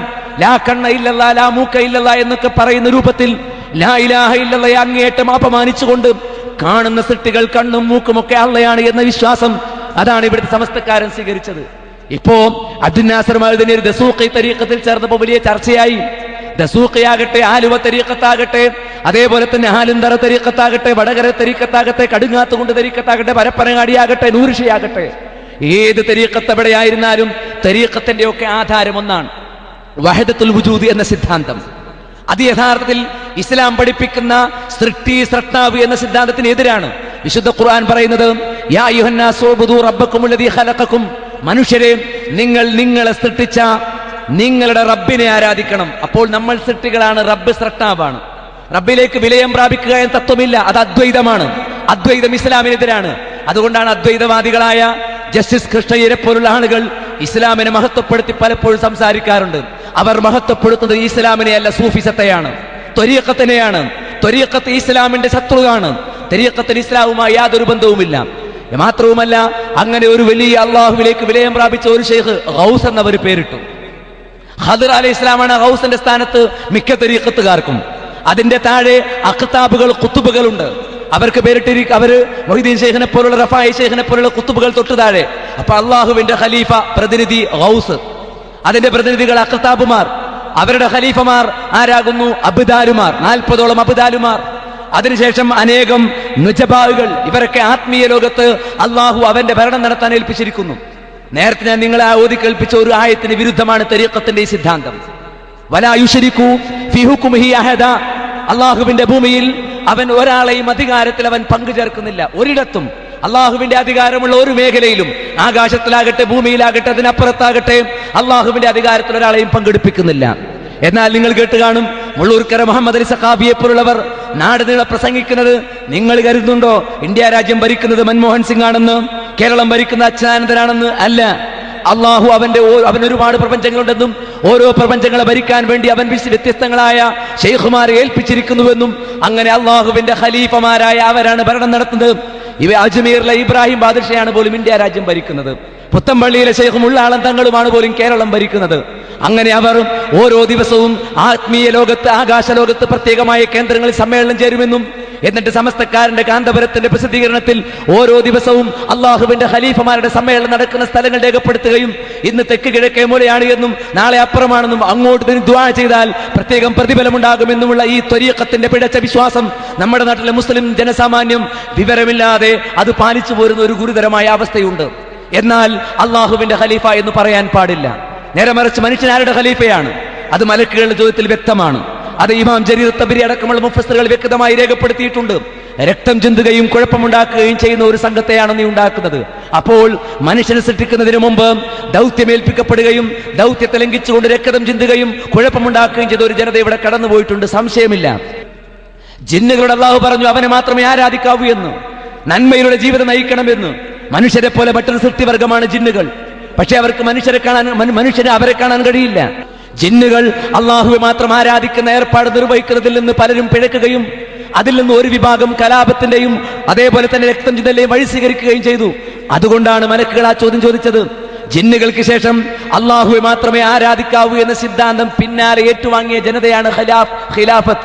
മാത്രവുമല്ല, മനുഷ്യൻ ആദം നബി അള്ളാഹുവിനെ മാത്രം ആരാധിക്കണം. ആദം നബി തന്റെ ജനതയെ അത് പഠിപ്പിക്കണം. അപ്പോൾ മനുഷ്യകുലത്തെ കുറിച്ച് അല്ലദീ യഖ്ലുഫു ബഅ്ദുഹും ബഅ്ദ ഖർനൻ ബഅ്ദ ഖർനിൻ വജീലൻ ബഅ്ദ ജീലിൻ. ഒരു തലമുറക്ക് പിറകെ മറ്റൊരു തലമുറ. ഖലീഫ എന്നാൽ പിറകെ വരുന്നവനെന്നാണ്, അള്ളാഹുവിന്റെ പ്രതിനിധി എന്നല്ല. മനുഷ്യകുലം ഒരു തലമുറ ഒരാദർശം സ്വീകരിച്ച് മുന്നോട്ട് പോയി, അടുത്ത തലമുറ തൊട്ടു മുമ്പുള്ള തലമുറയിൽ നിന്ന് ആദർശം സ്വീകരിച്ചു. അങ്ങനെ ഭൗതിക വിഷയത്തിലും ആത്മീയ ദീനിയായ വിഷയത്തിലും അങ്ങനെ തലമുറകളായി ആദർശം, ഒരു ഉത്തരവാദിത്തം കൈമാറി പകർന്നു പോകുന്ന ഒരു ജനത. ഏകദൈവാരാധന ആദം അലൈഹി ഇസ്ലാമിന് വഹിയായി പഠിപ്പിച്ചു. ആദമിൽ നിന്ന് ആദമിന്റെ മക്കൾ, അതിൽ നിന്ന് അവരുടെ മക്കൾ, അങ്ങനെ ഖിയാമത്ത് നാൾ വരെ ഈ തൗഹീദിന്റെ ആദർശം കൈമാറി പിൻവറക്കാരായി സ്വീകരിക്കുന്ന ജനത, ഉത്തരവാദിത്തം ഏറ്റെടുക്കുന്ന ജനത എന്ന നിലക്ക് മഹത്തായ ഒരു പ്രയോഗമാണ് ഖലീഫ. അത് വെറും ഖലീഫ എന്ന് മാത്രമാണ്, ഒരിക്കലും അള്ളാഹുവിന്റെ ഖലീഫ എന്നല്ല. ഒരു ഉദാഹരണം, അബൂബക്കർ സിദ്ദീഖ് റളിയല്ലാഹു അൻഹു ഖിലാഫത്ത് ഏറ്റെടുത്തു. അള്ളാഹുവിന്റെ ഖിലാഫത്തല്ല, റസൂലുള്ളാഹി സ്വല്ലല്ലാഹു അലൈഹി വസല്ലമയുടെ ഖിലാഫത്ത്. അങ്ങനെ എല്ലാവരും ഖലീഫത്തു റസൂൽ എന്ന അദ്ദേഹത്തെ വിളിച്ചു. അക്കൂട്ടത്തിൽ ഒരു സംഘം അബൂബക്കർ സിദ്ദീഖ് റളിയല്ലാഹു അൻഹു ബൈഅത്തിന് വേണ്ടി വന്നപ്പോൾ അവർ യാ ഖലീഫത്തല്ലാഹ്, അള്ളാഹുവിന്റെ ഖലീഫ എന്ന് വിളിക്കുകയുണ്ടായി, അവരുടെ അറിവ് കേടുകൊണ്ട്. അബൂബക്കർ സിദ്ദീഖ് റളിയല്ലാഹു അൻഹു ക്ഷുഭിതനായി. അദ്ദേഹം പറഞ്ഞു, ഇന്നി ലസ്തു ബി ഖലീഫത്തില്ല, ഞാൻ അള്ളാഹുവിന്റെ ഖലീഫയല്ല, വലാകിന്നി ഖലീഫത്തു റസൂലില്ല, പക്ഷേ ഞാൻ അള്ളാഹുവിന്റെ റസൂലിന്റെ ഖലീഫയാണ്. ഞാൻ അള്ളാഹുവിന്റെ റസൂലിന്റെ ഖലീഫയാണ്. അതുകൊണ്ട് നിങ്ങൾ എന്നെ ഖലീഫത്തുല്ലാഹ് എന്ന് വിളിക്കരുത്. വഅന റാദിൻ ബിഹി വഅന റാദിൻ ബിഹി വഅന റാദിൻ ബിഹി, റസൂലിന്റെ ഖലീഫ എന്നതിൽ തന്നെ ഞാൻ സംതൃപ്തനാണ് എന്ന് ആവർത്തിച്ചു പറഞ്ഞു എന്ന് ഹദീസുകളിൽ കാണാം. വിവിധ പരമ്പരകളിൽ പദവ്യത്യാസങ്ങളോടുകൂടി ഇതേ ആശയം അവതരിപ്പിച്ചിട്ടുണ്ട്. അതുകൊണ്ട് അദ്ദേഹത്തെ ഖലീഫത്തു റസൂൽ എന്ന് വിളിച്ചു. ഉമറുൽ ഫാറൂഖ് റളിയല്ലാഹു അൻഹുവിന്റെ കാലം വന്നു. അന്ന് മുസ്ലിം ജനത അനുയായികൾ അദ്ദേഹത്തെ വിളിച്ചത് യാ ഖലീഫത്ത് ഖലീഫത്ത് റസൂലില്ല, റസൂലിന്റെ ഖലീഫയുടെ ഖലീഫ എന്ന്, റസൂലിന്റെ ഖലീഫയുടെ ഖലീഫ എന്ന്. അപ്പോൾ ഉമറുൽ ഫാറൂഖ് തന്റെ കൂടെയുള്ള കിബാറുകളുമായി കൂടിയാലോചിച്ചു, സ്വഹാബത്തിലെ പ്രമുഖരുമായി കൂടിയാലോചിച്ചു. എന്നെ ഇപ്പൊ എല്ലാവരും വിളിക്കുന്നത് അള്ളാഹുവിന്റെ റസൂലിന്റെ ഖലീഫയുടെ ഖലീഫ എന്നാണ്. അപ്പൊ അടുത്ത ആൾ എന്ത് വിളിക്കും? അള്ളാഹുവിന്റെ റസൂലിന്റെ ഖലീഫയുടെ ഖലീഫ എന്ന് വിളിക്കണം. പ്രയാസമാണ്. അതുകൊണ്ട് നമുക്ക് പേരുമാറ്റാം. കൂടിയാലോചിച്ച് അദ്ദേഹം ഒരു പേര് കണ്ടെത്തി, അമീറുൽ മുഅ്മിനീൻ. അങ്ങനെയാണ് മുസ്ലിം ഉമ്മത്തിന്റെ നേതൃത്വം കൊടുക്കുന്ന ആൾക്ക് അമീറുൽ മുഅ്മിൻ എന്ന് ഖിലാഫത്ത് എന്നതുകൊണ്ട് മുൻതലമുറയിൽ നിന്ന് ഭരണമേറ്റെടുത്തവൻ, അല്ലാതെ അള്ളാഹുവിന്റെ ഉത്തരവാദിത്തം ഏറ്റെടുത്തവൻ എന്നല്ല. അതുകൊണ്ട് തന്നെ ഇങ്ങനെ ആ ഒരു നിലവാരത്തിൽ അമീർ മുഅ്മിൻ എന്ന പേര് സ്വീകരിച്ചു. എന്നാൽ ഖലീഫത്തുല്ലാഹ് എന്ന് പ്രയോഗിക്കാമായിരുന്നെങ്കിൽ എന്തിനാണ് അമീറുൽ മുഅ്മിൻ എന്ന പേര് സ്വീകരിച്ചത്?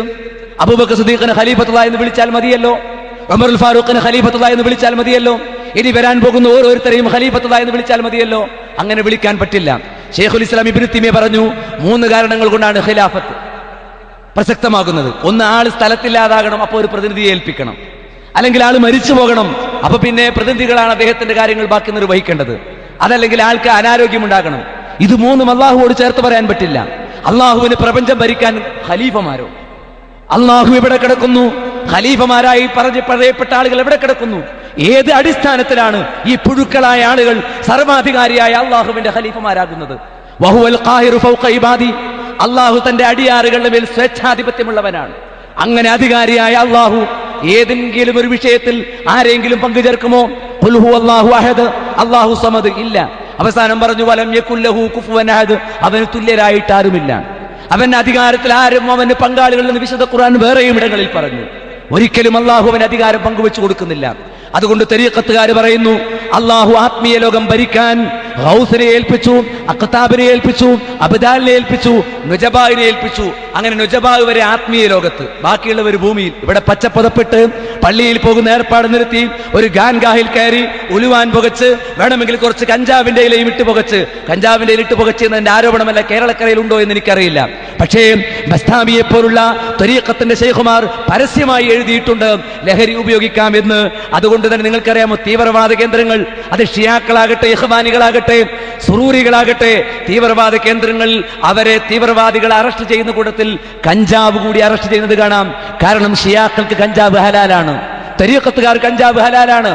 അങ്ങനെ ആത്മീയ ധ്യാന കേന്ദ്രങ്ങളിൽ വരുമ്പോൾ അവിടെ ഉലുവാൻ പുകയ്ക്കുന്ന കൂട്ടത്തിൽ കഞ്ചാവിന്റെ ഇലകൾ പുകയ്ക്കുകയും ആ കഞ്ചാവിന്റെ ലഹരിയിൽ എനിക്ക് ആത്മീയ അനുഭൂതി ഉണ്ടായിരിക്കുന്നു എന്ന് കരുതുന്നു. ഞാൻ മുഹമ്മദ് നബിയെ സ്വപ്നം കണ്ടു എന്ന് പറയും, ഞാൻ അള്ളാഹുവെ സ്വപ്നം കണ്ടു എന്ന് പറയും. ഇതൊക്കെയാണ് തരീഖത്തുകാരന്റെ കഥകൾ. ഇതിനേക്കാൾ പിഴച്ച നാറുന്ന കഥകൾ വേറെയുണ്ട്. നമ്മുടെ വിഷയം അതല്ലാത്തത് കൊണ്ട് അങ്ങോട്ട് പ്രവേശിക്കുന്നില്ല എന്ന് മാത്രം. ഏതായിരുന്നാലും ശരി, അങ്ങനെ ഈ രൂപത്തിൽ പിശാചിന് സ്വപ്നം കാണുകയും എന്നിട്ട് അല്ലാഹുവാണ് നബിയാണ് എന്നൊക്കെ പറയുകയും ചെയ്യുന്ന ഈ പിഴച്ച വിശ്വാസമുണ്ടായത് അള്ളാഹുവിന് പ്രാതിനിധ്യമുണ്ട് എന്ന വിശ്വാസമാണ്. അതിന്റെ തന്നെ മറ്റൊരു വശമാണ് അള്ളാഹുവിന്റെ ഭൂമിയിൽ അള്ളാഹുവിന്റെ ഖലീഫ മാത്രമേ ഭരിക്കാവൂ എന്ന ഷിയാക്കളുടെ വിശ്വാസം.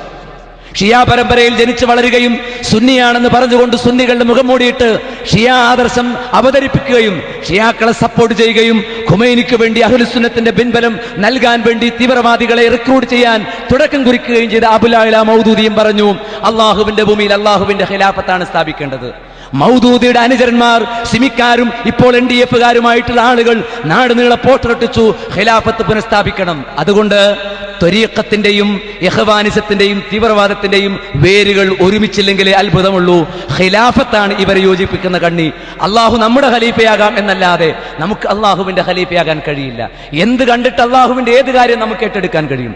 എന്നാൽ നാം വീട്ടിലില്ല. അപ്പോൾ വീട്ടിൽ നാം ഉണ്ടായിരുന്ന സമയത്ത് ചെയ്യേണ്ട കാര്യങ്ങൾ നമുക്ക് ചെയ്യാൻ കഴിയില്ല, യാത്രയിലാണ്.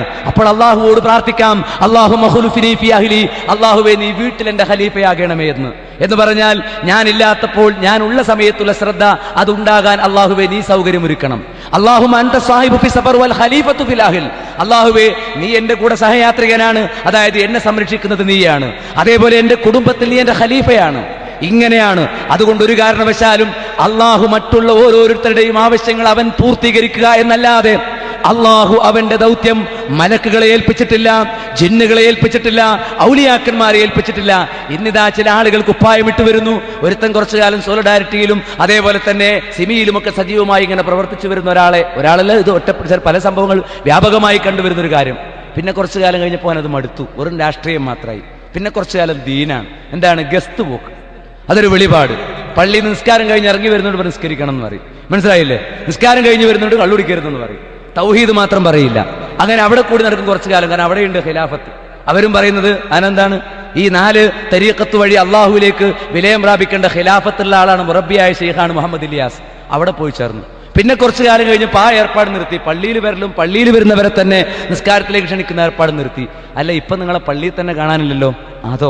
അത് ഞാൻ ഖലീഫയായി.